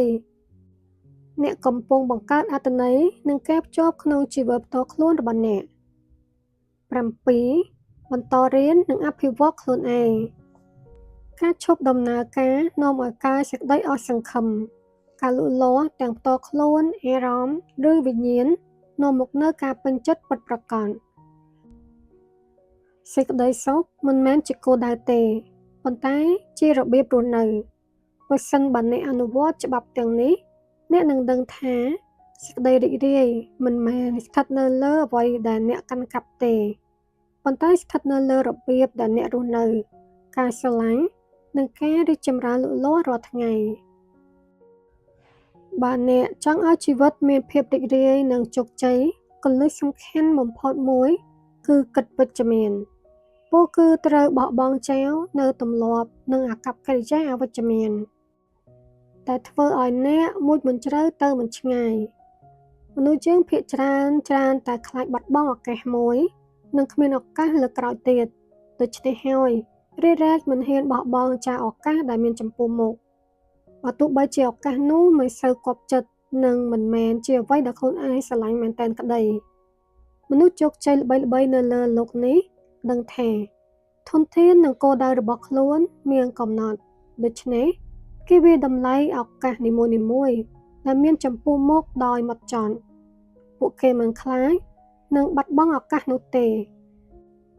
ប្រសិនបើមិនមែនជាអ្វីដែលគេត្រូវការពិតប្រាកដព្រោះតែគេមានជំនឿថាឱកាសថ្មីមួយទៀតនឹងកើតមាននៅពេលខាងមុខជាក់ជាមិនខានពិតណាស់ថាយើងមិនត្រូវខ្ជះខ្ជាយក្នុងកិច្ចការងារធ្វើឲ្យមានកំហុសដោយធ្វេសប្រហែសឡើយប៉ុន្តែអ្នកក៏មិនត្រូវរំពឹងថាខ្លួនអ្នកនឹងអាចល្អឥតខ្ចោះរាល់ថ្ងៃដែរដូច្នេះកុំខ្លាចខុសអ្នកជោគជ័យគឺជាមនុស្សដែលអាចកែច្នៃបរាជ័យឲ្យក្លាយជាការដកពិសោធន៍ដើម្បីសម្រេចបានទស្សនវិស័យវិជ្ជមានមួយថ្ងៃយើងនិយាយច្រើនអំពីខ្លួនឯងដូច្នេះចូលជៀសវាងដាច់ខាតការនិយាយអវិជ្ជមានចំពោះខ្លួនឯងឧទាហរណ៍រាល់ថ្ងៃរាល់ព្រឹកអ្នកត្រូវនិយាយប្រាប់ខ្លួនឯងថាថ្ងៃនេះខ្ញុំនឹងសម្រេចបានជោគជ័យថ្ងៃនេះការងារខ្ញុំនឹងរលូនថ្ងៃនេះខ្ញុំនឹងជួបរឿងល្អៗលាក់នឹងលាក់តែប្រសិនបើអ្នកជួបបញ្ហាចូលសម្រាកមួយភ្លែតដើរចេញក្រៅនិងនិយាយរំលឹកពីអ្វីៗដែលវិជ្ជមានមកកាន់ខ្លួនឯងឲ្យបានច្រើនដើម្បីលុបលាងអារម្មណ៍មិនល្អទាំងនោះការបដិញ្ញាចិត្តនិងការតាំងចិត្តទៅលើគោលដៅមួយគឺជារឿងមួយដ៏ល្អបំផុតប៉ុន្តែចូលកុំយល់ច្រឡំរវាងការតាំងចិត្តនិងឆន្ទៈក្នុងការផ្លាស់ប្ដូរជួនកាលផែនការដើមរបស់អ្នកមិននាំឲ្យអ្នកទៅរកជោគជ័យបានទេដូច្នេះអ្នកត្រូវចេះបត់បែនដោយកែសម្រួលផែនការនោះដើម្បីឲ្យបានជោគជ័យវិញទោះបីជាខុសពីគម្រោងដើមក៏ដោយជីវិតដែលមានក្តីសុខនិងភាពរីករាយពិតប្រាកដមិនមែនជាជីវិតដែលមានទ្រព្យសម្បត្តិច្រើននិងមានភាពល្បីល្បាញដែលមនុស្សគ្រប់គ្នាស្គាល់និងស្រឡាញ់ទេតែវាកើតចេញពីការរស់នៅដ៏សាមញ្ញបំផុតរបស់មនុស្សយើងម្នាក់ៗដែលមានសិទ្ធិសេរីភាពលើជីវិតខ្លួនឯងនោះហើយជាជីវិតដែលមានសេចក្តីសុខនិងរីករាយបំផុតម្យ៉ាងវិញទៀតបើទោះបីជាដឹងថាយើងទាំងអស់គ្នារស់នៅរាល់ថ្ងៃនេះក៏ដោយសារតែលុយក៏ដោយតែយើងក៏ត្រូវចងចាំផងដែរថាជីវិតដែលរស់នៅដោយក្តីទុក្ខប្រៀបដូចជាជីវិតដែលស្លាប់ទាំងរស់អញ្ចឹងហេតុនេះហើយកុំដោយសារតែលុយមិនគិតពីសេចក្តីសុខរបស់ខ្លួនឯងឲ្យសោះចូលប្រើជីវិតដែលមានទៅធ្វើអ្វីដែលខ្លួនឯងចង់ធ្វើនិងរស់នៅក្នុងភាពសាមញ្ញបំផុត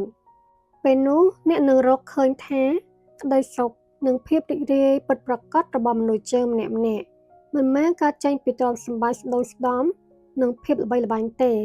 តែកើតចេញពីការរស់នៅដោយសាមញ្ញបំផុតដែលយើងម្នាក់ៗតែងតែចង់បាន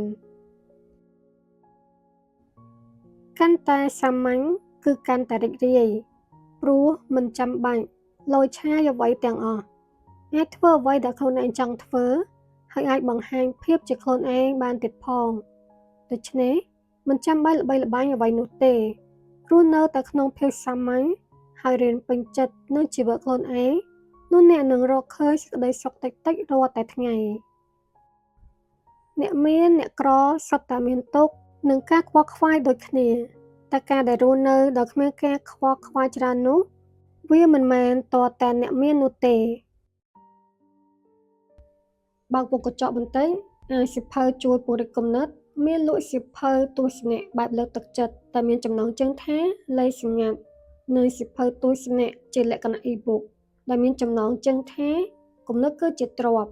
ដែលអាចអានលើទូរស័ព្ទដៃគ្រប់ប្រភេទបានអ្វីដែលសំខាន់គឺវាអាស្រ័យទៅលើខ្លួនអ្នកផ្ទាល់តើអ្នករៀបចំជីវិតខ្លួនឯងឲ្យទៅជាបែបណាបើអ្នកអាចបោះបង់ចោលរឿងឥតប្រយោជន៍និងឈប់ខ្វល់ពីរឿងដែលគ្មានបានការជីវិតអ្នកនឹងចាប់ផ្ដើមរីករាយបន្តិចម្ដងនៅពេលដែលអ្នករស់នៅក្នុងជីវិតដែលគ្មានការខ្វល់ខ្វាយច្រើនជីវិតដែលរីករាយបំផុតមិនមែនជាជីវិតដែលមានពេកឬក្រពេកទេតែជាជីវិតដែលមិនខ្វល់ពីការខ្វះខាតជាជីវិត តែអាចបំពេញតម្រូវការក្នុងការរស់នៅរបស់ខ្លួនឯងនិងអាចជួយក្រុមគ្រួសារបាននេះហើយជាជីវិតដែលរីករាយបំផុតម្យ៉ាងទៀតបើអ្នកចង់បានជីវិតបែបនេះអ្នកក៏ត្រូវតែចេះប្រឹងប្រែងធ្វើការរកលុយផងដែរដល់ពេលនោះជីវិតរបស់អ្នកនឹងមានភាពរីករាយបំផុតទោះបីជាគ្មានទ្រព្យសម្បត្តិស្ដុកស្ដំអួតគេក៏ដោយពិតណាស់នៅពេលដែលអ្នករស់នៅក្នុងការចែករំលែកក្តីស្រឡាញ់ចំណេះដឹងឬអ្វីដែលអ្នកមានទៅកាន់មនុស្សជុំវិញខ្លួនអ្នកនិងមនុស្សក្នុងសង្គមពេលនោះជីវិតអ្នកនឹងកាន់តែមានក្តីសុខនិងមានភាពរីករាយទៅតាមនឹងដែរព្រោះថាមនុស្សមួយចំនួនមានទ្រព្យសម្បត្តិស្ដុកស្ដំហើយតែបែរជាកម្រិះមិនចេះជួយឬចែករំលែកក្តីស្រឡាញ់ដល់មនុស្សជុំវិញខ្លួនដែលជាហេតុធ្វើឲ្យមនុស្សទាំងនោះគ្មានសេចក្តីសុខហើយក៏មិនសម្បូរទៅដោយនូវល្អៗនៅជុំវិញខ្លួនដូចជាជីវិតដែលចេះចែករំលែកដែរមូលហេតុដែលធ្វើឲ្យអ្នកមិនអាចរីករាយក៏ព្រោះតែអ្នកមានទម្លាប់អាក្រក់មួយចំនួនទើបជីវិតអ្នកមិនអាចរកឃើញភាពរីករាយបែបនេះបើអ្នកកាន់តែចំណាយពេលវេលានៅលើបណ្ដាញសង្គមឬ social media ច្រើនពេកវានឹងធ្វើឲ្យជីវិតពិតរបស់អ្នកធ្លាក់ចុះច្របូកច្របល់គ្មានគោលដៅច្បាស់លាស់ព្រោះតែអ្នកបានចំណាយពេលវេលានៅក្នុងជីវិតពិតទាំងអស់ចំណាយទៅលើ social media អស់ទៅហើយហេតុនេះហើយបានជាអ្នកគ្មានពេលវេលាក្នុងការស្វែងរកភាពរីករាយនៅក្នុងជីវិតពិតរបស់អ្នកជីវិតរបស់អ្នកមិនអាចមានភាពរីករាយទៅបាននោះក៏ដោយសារតែអ្នកមានទម្លាប់អាក្រក់មួយគឺចូលចិត្តចេះដឹងរឿងអ្នកដទៃច្រើនពេករហូតធ្វើឲ្យខ្លួនឯងគ្មានពេលយកចិត្តទុកដាក់ទៅលើជីវិតខ្លួនឯងនិងក្តីសុខដែលមានចំពោះមុខខ្លួនឯងហើយពីមួយថ្ងៃទៅមួយថ្ងៃគិតតែខ្វល់ពីរឿងអ្នកដទៃទើបជាហេតុធ្វើឲ្យជីវិតរបស់អ្នកទាំងមូលមិនត្រឹមតែគ្មានភាពរីករាយទេតែរឹតតែធ្វើឲ្យជីវិតអ្នកកាន់តែស្មុគស្មាញមួយវិញទៀតគឺការត្អូញត្អែរមិនថាអ្នកមានឬក្រទេជីវិតនេះកើតមកតែងតែមានបញ្ហាជានិច្ចសំខាន់ឲ្យតែយើងម្នាក់ចេះប្រឈមមុខក្នុងការរកដំណោះស្រាយចូលមកដោះស្រាយនៅបញ្ហាទាំងអស់នោះមិនមែនអង្គុយត្អូញត្អែរហើយមិនព្រមស្វែងរកដំណោះស្រាយនោះទេលើសពីនេះប្រសិនបើអ្នកមានទម្លាប់តែងតែត្អូញត្អែរនៅពេលជួបបញ្ហានោះអ្នកនឹងមិនត្រឹមតែមិនអាចដោះស្រាយបញ្ហាបាននោះទេជីវិតទាំងមូលរបស់អ្នកក៏បាក់ស្បាទៅតាមបញ្ហាដែលកើតឡើងដែរហើយជីវិតអ្នកក៏មិនអាចមានភាពរីករាយបានដែរ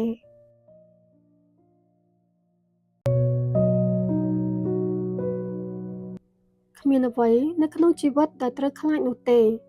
វាគ្រាន់តែជាការយល់ប៉ុណ្ណោះឥឡូវនេះជាពេលវេលាដើម្បីយល់បន្ថែមទៀតដើម្បីឲ្យអ្នកខ្លាចតិចជាងមុន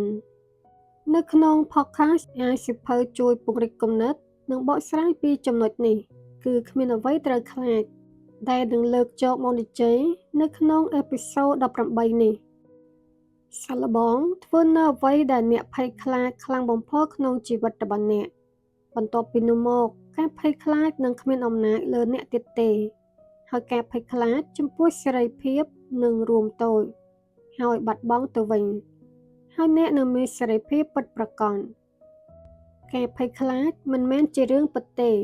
វាគឺជាអ្វីដែលកើតឡើងពីគំនិតរបស់អ្នកបង្កើតវាឡើងការភ័យខ្លាចគឺជាជម្រើសមួយដែលអ្នកត្រូវតែសម្រេចចិត្តជ្រើសរើសរវាងការភ័យខ្លាចនិងការប្រឈមមុខជាមួយការភ័យខ្លាចពិតណាស់ថាការភ័យខ្លាចគឺជាជំងឺមួយដែលស៊ីបំផ្លាញគំនិតរបស់មនុស្សនិងធ្វើឲ្យមនុស្សបាត់បង់ឱកាសជាច្រើនក្នុងជីវិតការភ័យខ្លាចប្រៀបដូចជារឿងល្ងង់ខ្លៅចំណែកឯការសោកស្ដាយវិញក៏ដូចគ្នាដែរអាការៈនៃការភ័យខ្លាចចម្លែករបស់មនុស្សយើងម្នាក់អាចនឹងបង្ហាញវត្តមានឡើងតាំងពីកុមារភាពមកម្ល៉េះប៉ុន្តែចន្លោះវ័យដែលបង្ហាញលេចចេញមកច្បាស់ជាងគេគឺចន្លោះពី15ឆ្នាំទៅ20ឆ្នាំវាអាចកើតឡើងចំពោះមនុស្សគ្រប់វ័យទាំងអស់ដោយមិនប្រកាន់ថាជាស្ត្រីឬបុរសនោះទេប៉ុន្តែបុរសហាក់មានទំនោរស្វែងរកការព្យាបាលអាការៈភ័យខ្លាចរបស់ខ្លួនជាមនុស្សស្រីភ ភាពភ័យខ្លាចគឺជាប្រតិកម្មឯភាពក្លាហានគឺជាការសម្រេចចិត្តជារឿយៗមនុស្សដែលមានជំងឺខ្លាចសង្គមឬមានអាការៈចាញ់ច្រាប់គេតែងតែត្រូវគេពណ៌នាច្រឡំទៅជាមនុស្សដែលអៀនខ្មាសច្រើនទៅវិញជាក់ស្ដែងទៅអាការៈភ័យខ្លាចដ៏ចម្លែកនេះនិងភាពអៀនខ្មាសគឺជារឿងពីរដាច់ដោយឡែកពីគ្នាមនុស្សអៀនខ្មាសច្រើនហាក់មិនសូវចុះសម្រុងឬគ្មានអារម្មណ៍ល្អនឹងស្ថិតនៅក្នុងចំណោមមនុស្សច្រើនក្តីអាការៈដែលពួកគេស្ដែងចេញមកក្រៅពុំមានលក្ខណៈហួសហេតុជ្រុលរហូតបង្ករំខានកម្រិតធ្ងន់ដល់ការប្រើជីវិតរស់នៅប្រចាំថ្ងៃដោយមនុស្សដែលមានជំងឺចាញ់ច្រាប់គេឡើយសេចក្តីភ័យខ្លាចមានន័យពីរយ៉ាងគឺបំភ្លេចរឿងគ្រប់យ៉ាងហើយរត់គេចយករួចខ្លួនឬប្រឈមមុខនឹងរឿងគ្រប់យ៉ាងហើយរីកចម្រើនឡើងជម្រើសទាំងពីរស្ថិតនៅក្នុងកំណាប់ដៃរបស់អ្នកជាការពិតការព្យាយាមរត់គេចពីអ្វីដែលខ្លួនភ័យខ្លាចប្រហែលជាអាចធ្វើឲ្យអ្នកជៀសផុតពីអារម្មណ៍តានតឹងបានមួយគ្រាប៉ុន្តែវាមិនអាចជួយដោះស្រាយបញ្ហាអ្វីបានឡើយប៉ុន្តែចំពោះរយៈពេលវែងការគេចវេះនេះនឹងបង្កើតអារម្មណ៍តានតឹងបង្កើតអារម្មណ៍ភ័យខ្លាចរបស់អ្នកទ្វេដងហើយវាក៏បង្កទម្ងន់នៃភាពស្មុគស្មាញផងដែរជាពិសេសប្រសិនបើនៅថ្ងៃណាមួយស្ថានភាពជាក់ស្ដែងបង្ខំអ្នកឲ្យប្រឈមនឹងភាពភ័យខ្លាចនោះដោយអ្នកមិនបានត្រៀមខ្លួនទុកជាមុនអ្នកនឹងទទួលរងផលរំខានដោយសេចក្តីភ័យខ្លាចរបស់ខ្លួនកាន់តែខ្លាំងតើអ្នកមានអារម្មណ៍តានតឹងប៉ុណ្ណាទៅនៅពេលដែលដឹងថាវិធីកម្ចាត់សេចក្តីភ័យខ្លាចតម្រូវឲ្យអ្នកប្រឈមមុខដោយផ្ទាល់នៅសភាវៈដែលធ្វើឲ្យអ្នកខ្លាចរហូតតតែអ្នកអាចសម្របខ្លួននឹងវាបានជឿជាក់ថាអ្នកប្រកាសជាមានអារម្មណ៍ថាតានតឹងណាស់ហើយក៏មិនគិតថាខ្លួនឯងអាចប្រឈមមុខនឹងវាបានដែរប្រសិនបើអ្នកផ្ដោតលើបច្ចុប្បន្នភាពឲ្យបានច្រើនបំផុតតើអ្នកនឹងនៅតែមានអារម្មណ៍ភ័យខ្លាចទៀតដែរឬទេប្រកបណាស់ការមិនផ្ដោតអារម្មណ៍ខ្លាំងពេកលើការណាផ្សេងក្រៅពីបច្ចុប្បន្នកាលពិតជាអាចជួយកាត់បន្ថយអារម្មណ៍ភ័យខ្លាចរបស់អ្នកបានច្រើនណាស់ការកម្ចាត់អារម្មណ៍ភ័យខ្លាចគឺជាសភាវៈមួយដែលតម្រូវឲ្យមានការបដិញ្ញាចិត្តខ្ពស់ហើយដើម្បីធានាថាយើងនៅតែអាចរក្សាការបដិញ្ញាចិត្តតាំងពីដើមទីរហូតទៅដល់ពេលដែលយើងអាចជំនះលើសេចក្តីភ័យខ្លាចបានយើងពិតជាត្រូវការជំនួយគាំទ្រពីគោលដៅជាក់លាក់អ្នកត្រូវតែប្រយ័ត្នឲ្យមែនទែនចំពោះការលើកលែងឲ្យខ្លួនឯងជ្រុលពេកអ្នកអាចបន្ថយកម្រិតនៃលទ្ធផលដែលអ្នកសង្ឃឹមទុកបានប៉ុន្តែកុំបន្ថយជ្រុលរហូតដល់ថ្នាក់ធ្វើឲ្យខ្លួនឯងខ្ជិលច្រអូសឬធ្លាក់ចូលទៅក្នុងអន្ទាក់នៃការពន្យាពេកឲ្យសោះបរាជ័យរមែងកើតឡើងនៅពេលដែលអ្នកគ្មានគោលដៅប៉ុន្តែបើអ្នកមានគោលដៅហើយតែបែរជាមើលស្រាលគោលដៅនោះដោយគិតថាវាអាចសម្រេចនៅពេលណាមួយក៏បានឬអាចសម្រេចត្រឹមកម្រិតណាក៏គ្មានបញ្ហានោះវានឹងក្លាយជាបុព្វហេតុនៃបរាជ័យដូចគ្នាភាពភ័យខ្លាចបរាជ័យអាចជំរុញមនុស្សយើងឲ្យបញ្ចេញប្រតិកម្មតបទាំងផ្លូវអារម្មណ៍ទាំងផ្លូវកាយដូចគ្នានៃសេចក្តីភ័យខ្លាចទូទៅដែរក្នុងនោះអាការៈផ្លូវអារម្មណ៍មួយចំនួនដែលអាចស្ដែងឡើងពីសេចក្តីភ័យខ្លាចចំពោះបរាជ័យមានដូចជា 1. បាត់បង់ភាពជាម្ចាស់លើខ្លួនឯង 2. មានអារម្មណ៍ថាខ្លួនឯងអសមត្ថភាព 3. ឧស្សាហ៍មានអារម្មណ៍តប់ប្រមល់ជារឿយៗ 4. មានអារម្មណ៍ថាខ្លួនឯងឥតបានការ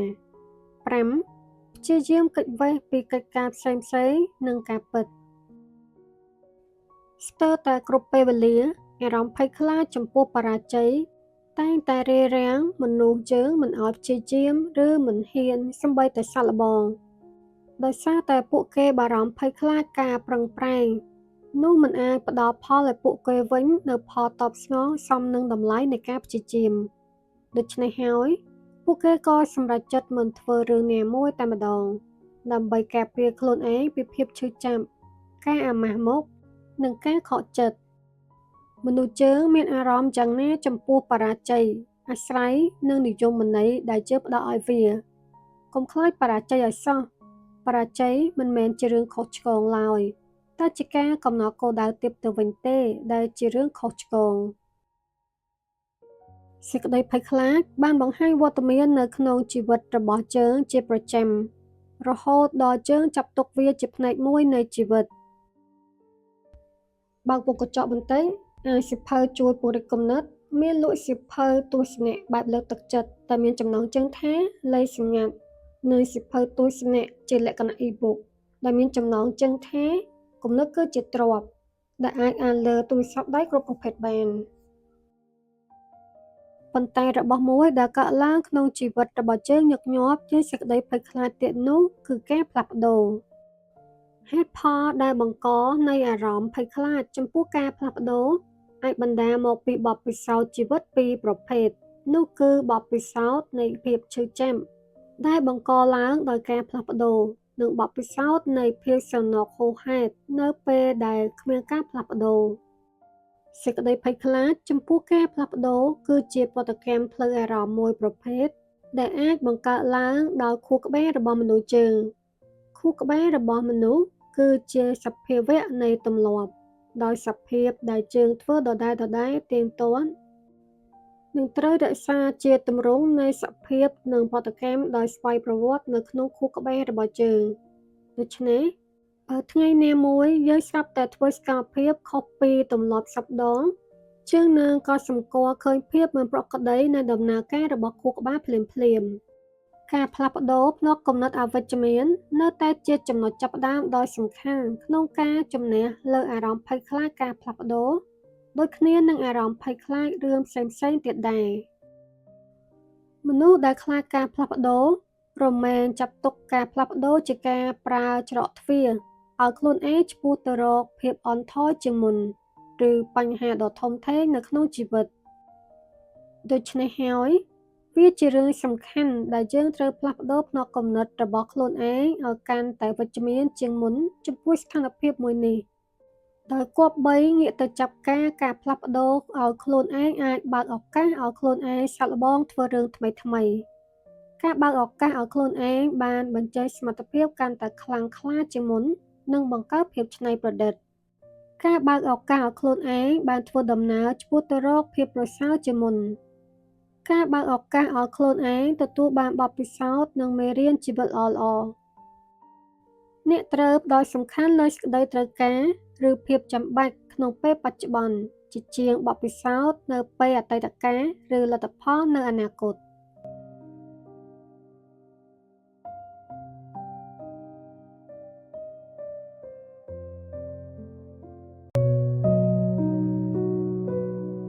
អ្នកដែលហ៊ានសុំអ្នកនឹងទទួលបានអ្នកដែលស្វែងរកនឹងរកឃើញមនុស្សយើងភាគច្រើនមិនដឹងថាខ្លួនឯងត្រូវការអ្វីដើម្បីសុំនោះទេព្រោះមនុស្សយើងមិនដែលដឹងនិងមិនដែលឃើញឬគិតពិចារណាពីខ្លួនឯងរហូតមិនដឹងថាមានអ្វីដែលខ្លួនឯងចង់បាននិងប្រាថ្នាពិតប្រាកដទេនៅក្នុង podcast អានសៀវភៅជួយពង្រឹងគំនិតនិងបកស្រាយពីចំណុចនេះគឺទទួលបានអ្វីៗតាមក្តីប្រាថ្នាដែលលើកយកមកជជែកនៅក្នុងអេពីសូត19នេះមនុស្សយើងភាគច្រើនមិនចេះពីវិធីសុំមិនដែលរៀនពីវិធីសុំដូចម្ដេចទៅបានសម្រេចមនុស្សយើងភាគច្រើនមិនដឹងថាត្រូវសុំពីនរណានិងត្រូវសុំនៅពេលណាការភ័យខ្លាចតែងតែកើតពីការមិនដឹងមិនយល់ពេលខ្លះយើងមិនដឹងពីរបស់ដែលខ្លួនត្រូវការនិងចង់បានពិតប្រាកដជាអ្វីយើងមិនធ្លាប់បានគិតពិចារណាអំពីសេចក្តីត្រូវការនិងសេចក្តីប្រាថ្នាពិតប្រាកដរបស់ខ្លួនឯងព្រោះអាចមកពីអ្នកដទៃមិនសូវយកចិត្តទុកដាក់ចំពោះយើងឬត្រូវគេបដិសេធឬយើងខ្មាស់អៀនក្នុងការស្ដែងចេញឲ្យដល់ក្មេងៗជាងអាចត្រូវគេរិះគន់ត្រូវគេបដិសេធនិងត្រូវគេចំអកឡកឡើយក្នុងការសុំអ្វីដែលយើងចង់បានម្ដងហើយម្ដងទៀតដោយមិនចេះអៀនខ្មាស់ទើបមើលទៅហាក់ដូចជាមានក្តីសុខជាងនិងឈឺខ្លួនតិចជាងប្រសិនបើមិនសុំ អ្វីគ្រប់យ៉ាងដែលយើងធ្វើគឺជាលទ្ធផលពីការគិតរបស់យើងឧបសគ្គទី2ក្នុងការមិនហ៊ានសុំអ្វីដែលយើងចង់បានគឺជំនឿនៅមានកម្រិតហើយជាជំនឿមិនត្រឹមត្រូវវាបង្កប់ក្នុងអនុសម្បញ្ញៈរបស់យើងដែលពេលនេះវាកំពុងតែបង្កប់បញ្ជាមកលើទង្វើទាំងអស់របស់យើងយ៉ាងស្ងៀមស្ងាត់មានន័យថាអ្នកនឹងខ្លាចទៅជាអ្វីដែលអ្នកជឿតើជំនឿទាំងនោះមានប្រភពមកពីណាគឺបានមកពីឪពុកម្ដាយពីគ្រូពីមិត្តពីបណ្ដាញសង្គមជាដើមការឲ្យធ្វើឲ្យមានសេចក្តីសុខជាងការទទួលក្តីភ័យខ្លាចធំដែលរារាំងមិនឲ្យយើងសុំអ្វីដែលខ្លួនចង់បានគឺក្តីភ័យខ្លាចត្រូវគេបដិសេធដោយសារតែបទពិសោធន៍អវិជ្ជមានការឈឺចាប់និងភាពអៀនខ្មាសទើបវាធ្វើឲ្យយើងភ័យខ្លាចមិនហ៊ានរួមចំណែកខ្លាចមិនហ៊ានតាមរកអ្វីដែលខ្លួនចង់បានខ្លាចការបដិសេធខ្លាចត្រូវគេស្ដីបន្ទោសថាជាមនុស្សល្ងង់ខ្លាចបាក់មុខមាត់ខ្លាចត្រូវគេមើលងាយខ្លាចត្រូវគេមើលមុខថាជាមនុស្សទន់ជ្រាយនិងខ្លាចអ្នកដទៃធ្វើបាបទាំងនេះជាមូលហេតុនៃសេចក្តីភ័យខ្លាចដែលធ្វើឲ្យយើងខ្លាចទៅជាមនុស្សហីមិនចេះរើបំរាស់ព្រមទទួលជោគរបស់អន់ដែលមិនមែនជាតម្រូវការដ៏ពិតប្រាកដរបស់យើងហើយនៅអង្គុយរិះគន់តិទៀនអ្នកដទៃដែលបានទទួលអ្វីដែលយើងចង់បានយើងមិនហ៊ានសុំឬគ្មានវិន័យក្នុងខ្លួនដើម្បីសុំទើបយើងប្រើធម៌ពលទាំងអស់សម្រាប់តែការការពារខ្លួនពីអសុរកាយដែលយើងសាងឡើងនៅក្នុងចិត្តគំនិតជាជាងប្រើធម៌ពលដើម្បីច្នៃប្រឌិតអ្វីដែលយើងចង់បានមនុស្សភាគច្រើនមានអារម្មណ៍ថាខ្លួនមិនសមគួរនឹងទទួលបានក្តីស្រឡាញ់សេចក្តីសុខនិងភាពល្អឥតខ្ចោះហើយមិនពូកែគ្រប់គ្រាន់ល្មមសាងវិថីជីវិតទៅតាមអ្វីដែលខ្លួនត្រូវការជើងរងទុក្ខពីគុណវិបត្តិនិងពីការចូលខុសដែលមិនអាចអភ័យទោសឲ្យបានព្រមទាំងខ្វះទំនុកចិត្តលើខ្លួនឯងហេតុនេះទើបយើងមិនជឿថាសេចក្តីត្រូវការនិងក្តីប្រាថ្នារបស់ខ្លួនជារឿងសំខាន់និងដែលវាជារឿងស័ក្តិសមបំផុតក្នុងការស្វែងរកវាឲ្យបានបើមិនសុំអ្នកនឹងមិនបានអ្វីឡើយចូលគិតទៅដល់អត្ថប្រយោជន៍អំពីការដឹងថាតើត្រូវសុំអ្វីដែលអ្នកត្រូវការនោះពីនោះណានៅពេលណាដូចម្ដេចការសុំគឺជាស្លាបដែលនឹងនាំយើងហោះហើរទៅរកក្តីសុបិននិងក្តីប្រាថ្នាដ៏ខ្ពង់ខ្ពស់បំផុតរបស់យើងការដឹងគុណចំពោះតម្លៃរបស់ខ្លួនឯងនិងជឿជាក់លើក្តីសុបិនរបស់ខ្លួនគឺជាផ្នែកមួយនៃការធ្វើឲ្យជីវិតបានល្អសម្បូរបែបនៅពេលនេះប្រមូលសមត្ថភាពរបស់ខ្លួនឯងដើម្បីជួយធ្វើឲ្យជីវិតអ្នកដទៃបានរស់ស្រួលគប់សំដោយក្តីមេត្តាផងនោះអ្នកនឹងបានគ្រប់គ្រងមហាសម្បត្តិទាំងអស់លើផែនដីមួយនេះជីវិតដូចជាចម្លែកបើអ្នកបដិសេធមិនទទួលយកអ្វីផ្ដេសផ្ដាសហើយជ្រើសរើសយកតែអ្វីដែលល្អបំផុតនោះអ្នកនឹងទទួលបានកាន់តែច្រើនចូលស្រមៃខ្ពស់ស្រមៃទៅដល់ទីណាអ្នកនឹងទៅដល់ទីនោះចក្ខុវិស័យរបស់អ្នកគឺជាពាក្យសន្យានៅអ្វីដែលថ្ងៃណាមួយអ្នកនឹងទៅដល់គឺពាក្យទស្សន៍ទាយនៅអ្វីដែលអ្នកនឹងធ្វើឲ្យកើតឡើងមុននឹងសុំអ្វីម្ចាស់អ្នកត្រូវដឹងថាខ្លួនឯងត្រូវការអ្វីហើយជឿជាក់ថាអ្នកពិតជាអាចយកវាមកទាល់តែបានពេលមានអារម្មណ៍ថាខ្លួនឯងខ្លាចក្នុងការសុំឬខ្លាចក្នុងការចាប់ផ្ដើមធ្វើអ្វីមួយចូលឈប់ស្ងៀមដកដង្ហើមវែងហើយសួរខ្លួនឯងថាអ្វីទៅជារឿងអាក្រក់បំផុតដែលកើតឡើងវាធ្ងន់ធ្ងរដល់ថ្នាក់នឹងឬតើខ្ញុំអាចទប់ទល់បានទេបើអ្នកគិតថាខ្លួនឯងទប់ទល់បានហើយរឿងដែលអ្នកត្រូវធ្វើនោះវាសំខាន់ចូលធ្វើភ្លាមទៅចូលពុះពៀសម្រាប់វាឲ្យបានការគិតរបស់អ្នកគឺជាឧបករណ៍ដ៏មានប្រយោជន៍ដែលអ្នកអាចបញ្ជាបានដោយអំណាចនៃក្តីប្រាថ្នាដែលគ្រាន់តែធ្វើតាមវិធីសាមញ្ញតែប៉ុណ្ណោះ អ្នកមានតួនាទីសង្កេតនិងជ្រើសរើសគំនិតរបស់ខ្លួនដើម្បីជំរុញឲ្យកើតចេញជាលទ្ធផលដែលអ្នកប្រាថ្នាក្នុងជីវិតនៅក្នុងជីវិតនេះមានពីរជម្រើសមួយគឺមើលមកជីវិតឃើញសុទ្ធតែជាបញ្ហាការភ័យខ្លាចនិងបរាជ័យផ្លូវមួយទៀតគឺមើលមកជីវិតដែលចាប់ទុកថាជាបទពិសោធន៍ជាឱកាសនិងជាការផ្សងព្រេងវាជាជីវិតដូចគ្នាខុសតែវិធីមើលតែប៉ុណ្ណោះអ្នកអាចជ្រើសរើសផ្លូវទី1ឬផ្លូវទី2ក៏បានវាអាស្រ័យលើអ្នកព្រោះអ្នកបានជ្រើសរើសដោយខ្លួនឯងបើកមុខកញ្ចក់បន្តិចអានសៀវភៅជួយពង្រីកគំនិតមានលក់សៀវភៅទស្សនៈបែបលើកទឹកចិត្តតែមានចំណងជើងថាលេខសម្ងាត់និងសៀវភៅទស្សនៈជាលក្ខណៈ e-book ដែលមានចំណងជើងថាគំនិតគឺជាទ្រព្យដែលអាចអានលើទូរស័ព្ទដៃគ្រប់ប្រភេទបាន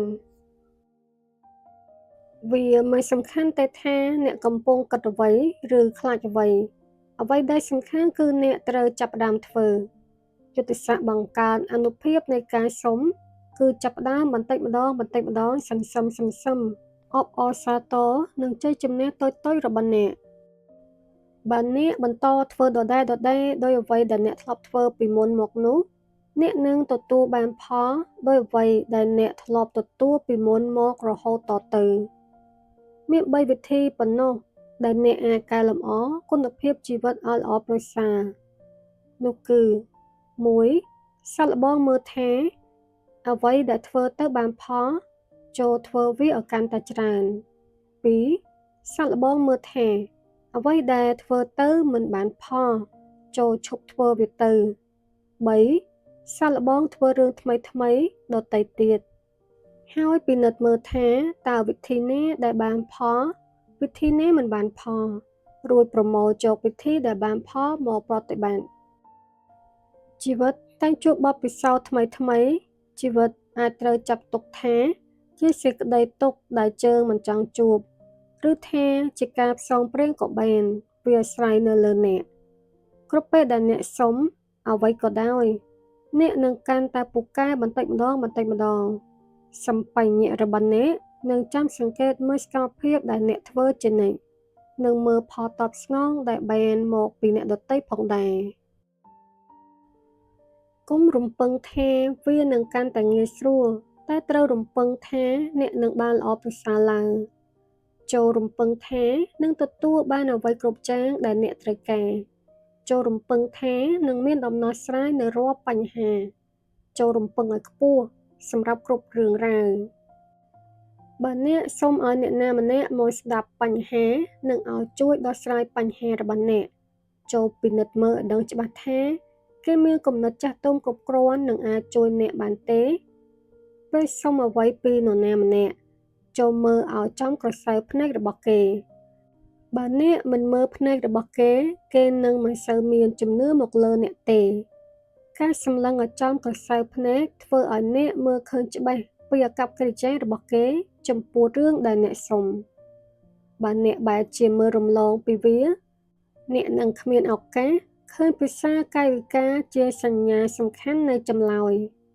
វានឹងមានប្រសិទ្ធភាពជានិច្ចបើអ្នកប្រាប់ទៅគេថាហេតុអ្វីទើបអ្នកសុំ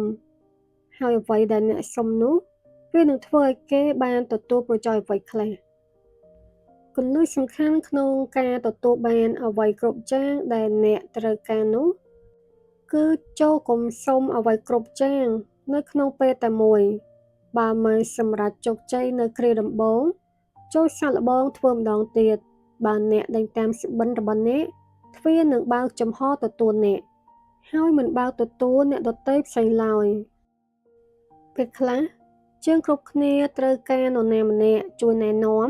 ដើម្បីឲ្យយើងឈានទៅរកកម្រិតកាន់តែខ្ពស់ឈានទៅរកភាពជាកម្ពូលអំពីអ្វីដែលយើងកំពុងតែស្វែងរកនិងដើម្បីឲ្យវាកាន់តែល្អប្រសើរឡើងអ្នកអាចរកនរណាម្នាក់ក៏បានតែអាចជួយអ្នកឲ្យអភិវឌ្ឍរឿងផ្សេងៗក្នុងជីវិតដែលអ្នកចង់បានក្នុងโลกនេះគ្មានអ្វីដែលអ្នកធ្វើមិនបាននោះទេគ្រប់យ៉ាងក្នុងโลกនេះអ្នកអាចធ្វើបានសម្រាប់ទាំងអស់វាអាស្រ័យនៅលើថា តើអ្នកជល់ដឹងច្បាស់នឹងប្រតិបត្តិវាហើយឬនៅ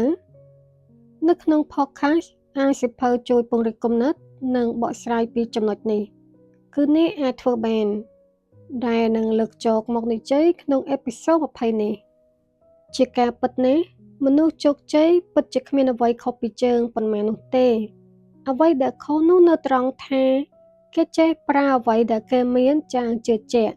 គេតែងគិតថាពីមួយថ្ងៃទៅមួយថ្ងៃគេកាន់តែមានភាពរីកចម្រើនគេតែងគិតថាគេអាចធ្វើបានរហូតហើយគេរៀនពីអ្វីមួយដោយការធ្វើនិងការជឿជាក់ជានិច្ចខ្ញុំជឿជាក់ថាអ្នកកំពុងតែចង់ផ្លាស់ប្ដូរនៅអ្វីដែលមិនល្អនៅក្នុងជីវិតដែលកន្លងមកនឹងពេលនេះតើមែនទេសូមកុំទៅបន្ទោសព្រេងវាសនាកុំច្រណែននឹងអ្នកដទៃកុំតូចចិត្តនឹងជីវិតខ្លួនឯងអីវាមិនបានជួយឲ្យអ្នកល្អប្រសើរទេប៉ុន្តែការព្យាយាមផ្លាស់ប្ដូរខ្លួនឯងឲ្យបានត្រឹមត្រូវតាមវិធីសាស្ត្រទៅវិញទេតែធ្វើឲ្យអ្នកមានប្លង់ជីវិតដ៏ត្រចះត្រចង់និងខ្ពង់ខ្ពស់ឡើងបានអំណាចនៃការផ្លាស់ប្ដូរជីវិតគឺវាអាស្រ័យលើអ្នកតើអ្នកជឿថាអ្នកអាចកំណត់ជីវិតរបស់ខ្លួនឯងបានទេឬជឿទេថាអ្នកអាចរស់នៅដូចនឹងអ្វីដែលអ្នកបានស្រមៃទុកឬក៏អាចល្អជាងអ្វីដែលអ្នកបានស្រមៃទុកតើអ្នកជឿទេថាអ្នកកើតមកដើម្បីភាពជោគជ័យតើអ្នកជឿទេថាពិភពនៃភាពជោគជ័យនោះមានកន្លែងទំនេររងចាំឲ្យអ្នកឈានទៅរកវា You are what you think អ្នកជាអ្វីដែលអ្នកគិតហេតុអ្វីជាងដោយអ្វីដែលយើងគិតប្រសិនបើបកស្រាយតាមច្បាប់នៃកម្លាំងស្រូបទាញបង្ហាញប្រាប់អ្នកថាពេលណាដែលអ្នកគិតវិជ្ជមានជារឿយៗឬជឿជាក់ជានិច្ចនោះអ្នកនឹងមានរឿងល្អៗកើតឡើងក្នុងជីវិតរបស់អ្នកប៉ុន្តែបើអ្នកគិតអវិជ្ជមានជារឿយៗចូលចិត្តគិតថាខ្លួនឯងបរាជ័យគ្មានផ្លូវអាចធ្វើបានទេនោះអ្នកនឹងត្រូវបញ្ចប់ដោយជីវិតដោយសន្តិភាពដោយអ្វីដែលអ្នកគិតនោះគ្រប់ប្រការនោះហើយព្រោះការគិតវានឹងផ្ដល់ផលចំពោះការសម្រេចចិត្តក្នុងការជ្រើសរើសផ្លូវដើររបស់មនុស្សយើងជានិច្ចការគិតបែបវិជ្ជមានការគិតដោយជឿជាក់និងការគិតយ៉ាងមុតមាំថាយើងត្រូវធ្វើឲ្យបាននឹងធ្វើឲ្យអ្នកហ៊ានធ្វើហ៊ានឈានទៅមុខនិងថែមទាំងមានអារម្មណ៍រីករាយមិនតប់ប្រមល់មិនមានអារម្មណ៍គៀបសង្កត់ខ្លួនឯងឬធ្វើរឿងនីមួយៗយ៉ាងមានសតិមើលអ្វីក៏មើលដោយភាពច្បាស់លាស់គ្មានភាពអកកមកបិទបាំងភ្នែកហើយស្ដាប់នៅរឿងគ្រប់យ៉ាងដោយប្រឆាអកតេដែលនឹងធ្វើឲ្យយើងអាចសរុបនិងប្រមូលរឿងផ្សេងៗបានយ៉ាងត្រឹមត្រូវប្រសិនជាយើងគិតបានត្រឹមត្រូវធ្វើបានត្រឹមត្រូវនិងបញ្ចេញប្រតិកម្មផ្សេងៗចេញមកក្នុងផ្លូវដែលត្រឹមត្រូវស្មើនឹងយើងបានបើកឱកាសទទួលនៅអ្វីដែលល្អៗនិងត្រឹមត្រូវមកកាន់ជីវិតយ៉ាងខ្លាំងមនុស្សយើងគ្រប់គ្នាមានសិទ្ធិនឹងទទួលបាននៅអ្វីដែលយើងត្រូវការដូច្នេះសូមក្រោកឈរឡើងមកដើម្បីដឹកនាំខ្លួនឯងទៅរកអ្វីដែលល្អឥឡូវនេះយើងគួរតែផ្ដល់រង្វាន់ឲ្យខ្លួនឯងដោយការរស់នៅដ៏ល្អមិនមែនធ្វើបាបខ្លួនឯងជារៀងរាល់ថ្ងៃដោយការរស់នៅដែលគ្មានទីពឹងរស់នៅដោយភាពតបប្រមល់និងគ្មានកម្លាំងចិត្តនោះទេដូច្នេះវាខាតកម្លាំងដែលខំកាក់មកស្លាប់ទៅវិញហើយកាន់តែគួរឲ្យស្ដាយថែមទៀតនោះគឺយើងអាចមានជីវិតរស់នៅដែលល្អជាងនេះ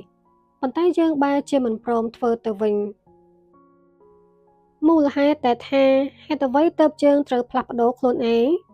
ព្រោះយើងមិនអាចទៅផ្លាស់ប្ដូរអ្នកដទៃឬផ្លាស់ប្ដូរបរិយាកាសនៅជុំវិញឲ្យផ្លាស់ប្ដូរដើម្បីយើងបានទេមិនថាអ្វីដែលគេមាននោះល្អឬអាក្រក់យ៉ាងណាក៏ដោយបើគេមិនព្រមឬមើលមិនឃើញពីតម្លៃនៃការផ្លាស់ប្ដូរនោះក៏មិនអាចមានការផ្លាស់ប្ដូរអ្វីកើតឡើងដែរសូម្បីតែខ្លួនយើងក៏ដូចគ្នាដែរបើយើងមិនព្រមផ្លាស់ប្ដូរឬមិនគិតខ្លួនឯងត្រូវផ្លាស់ប្ដូរទេទោះបីធ្វើយ៉ាងណាក៏មិនអាចផ្លាស់ប្ដូរបានដែរយើងត្រូវមើលខ្លួនឯងឲ្យចូលថាយើងត្រូវតែផ្លាស់ប្ដូរអ្វីខ្លះពេលដែលដឹងថាយើងត្រូវផ្លាស់ប្ដូរអ្វីខ្លះនោះយើងត្រូវតែមើលឲ្យឃើញថា យើងត្រូវការអ្វីខ្លះទៀតនៅក្នុងជីវិតនេះយើងត្រូវប្រើនៅអ្វីដែលយើងត្រូវការនោះជាគន្លឹះចាប់ផ្ដើមដើម្បីរកឲ្យឃើញថាយើងគួរតែផ្លាស់ប្ដូរអ្វីខ្លះ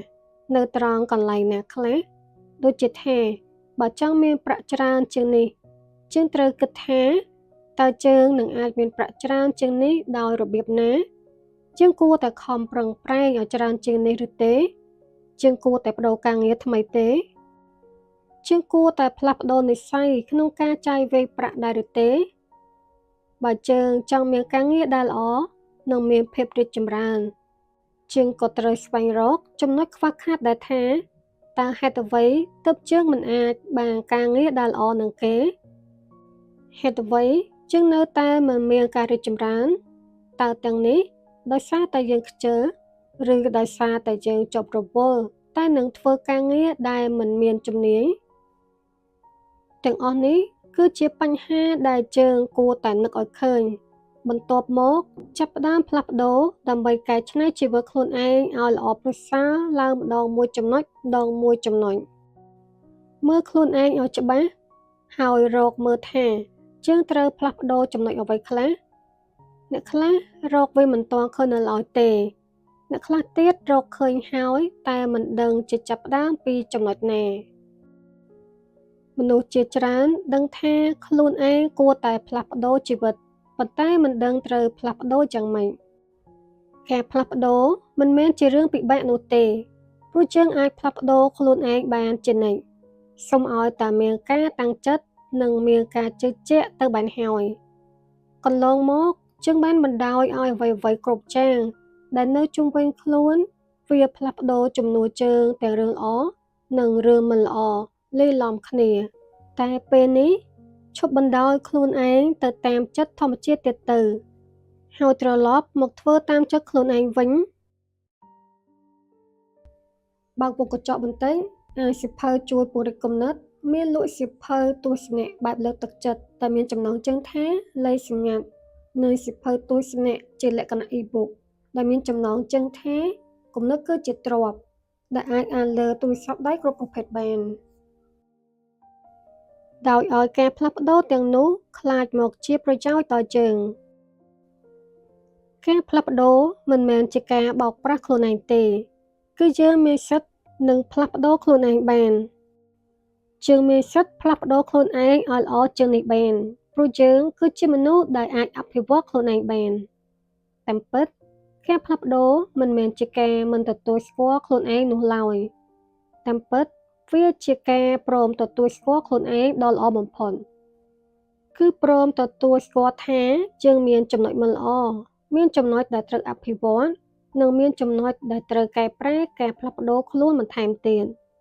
មិនមែនជាការគិតពេកពីការពិតឬបោកប្រាស់ខ្លួនឯងដោយដែលគ្រប់គ្នាគិតនោះទេប៉ុន្តែវាគឺជាការព្រមទទួលស្គាល់ដើម្បីផ្លាស់ប្ដូរនិងជាការតស៊ូដើម្បីសាងឱកាសឲ្យជីវិតរបស់យើងមានរឿងល្អៗចូលមកច្រើនឡើងការផ្លាស់ប្ដូរគឺជាចំណេះដឹងនិងជាការមិនឲ្យយើងឈប់នៅតែមួយកន្លែងដូច្នេះហើយបើយើងផ្ដល់ឱកាសដល់ការផ្លាស់ប្ដូរច្រើនប៉ុណ្ណានោះយើងក៏ប្រៀបបីដូចជាម៉ាស៊ីនកុំព្យូទ័រដែលគ្មានថ្ងៃនឹងហួសសម័យកាលដែរការផ្លាស់ប្ដូរគឺជាការសប្បាយរីករាយព្រោះវាធ្វើឲ្យជីវិតមានរសជាតិមិនច្រំដែរឬវល់នៅនឹងមួយកន្លែងអ្នកសាកគិតពីជីវិតដែលស្ថិតនៅក្នុងស្ថានភាពដដែលលមើលថាតើវាគួរឲ្យធន់យ៉ាងណាបើគ្រប់យ៉ាងជុំវិញខ្លួនយើងមានតែរឿងអាក្រក់ទៀតនោះវាប្រៀបបាននឹងយើងកំពុងស្ថិតនៅក្នុងនរកទាំងរស់តែម្ដងវិធីដែលយើងអាចគេចវេះចេញពីនរកដែលគួរឲ្យធន់ទ្រាំនោះបានគឺការផ្លាស់ប្ដូរខ្លួនឯងផ្លាស់ប្ដូរទស្សនៈសាជាថ្មីនិងផ្លាស់ប្ដូរការគិតសាជាថ្មីហើយច្នៃប្រឌិតនៅជីវិតឲ្យមានភាពគង់វង្សឡើងសូមកុំខ្លាចការផ្លាស់ប្ដូរព្រោះតាមពិតវាជារសជាតិនៃជីវិតវាធ្វើឲ្យយើងសប្បាយវាធ្វើឲ្យយើងជួបនឹងមិត្តភក្តិថ្មីវាធ្វើឲ្យយើងអាចរកឃើញខ្លួនឯងក្នុងទស្សនៈថ្មីនិងមើលឃើញអ្នកដទៃក្នុងទស្សនៈដែលយើងមិនធ្លាប់មើលឃើញពីមុនមក ធានាថាវាពិតជាសប្បាយហើយអ្វីដែលសំខាន់គឺវានឹងធ្វើឲ្យជីវិតរបស់អ្នករីកចម្រើនឡើងច្រើនណាស់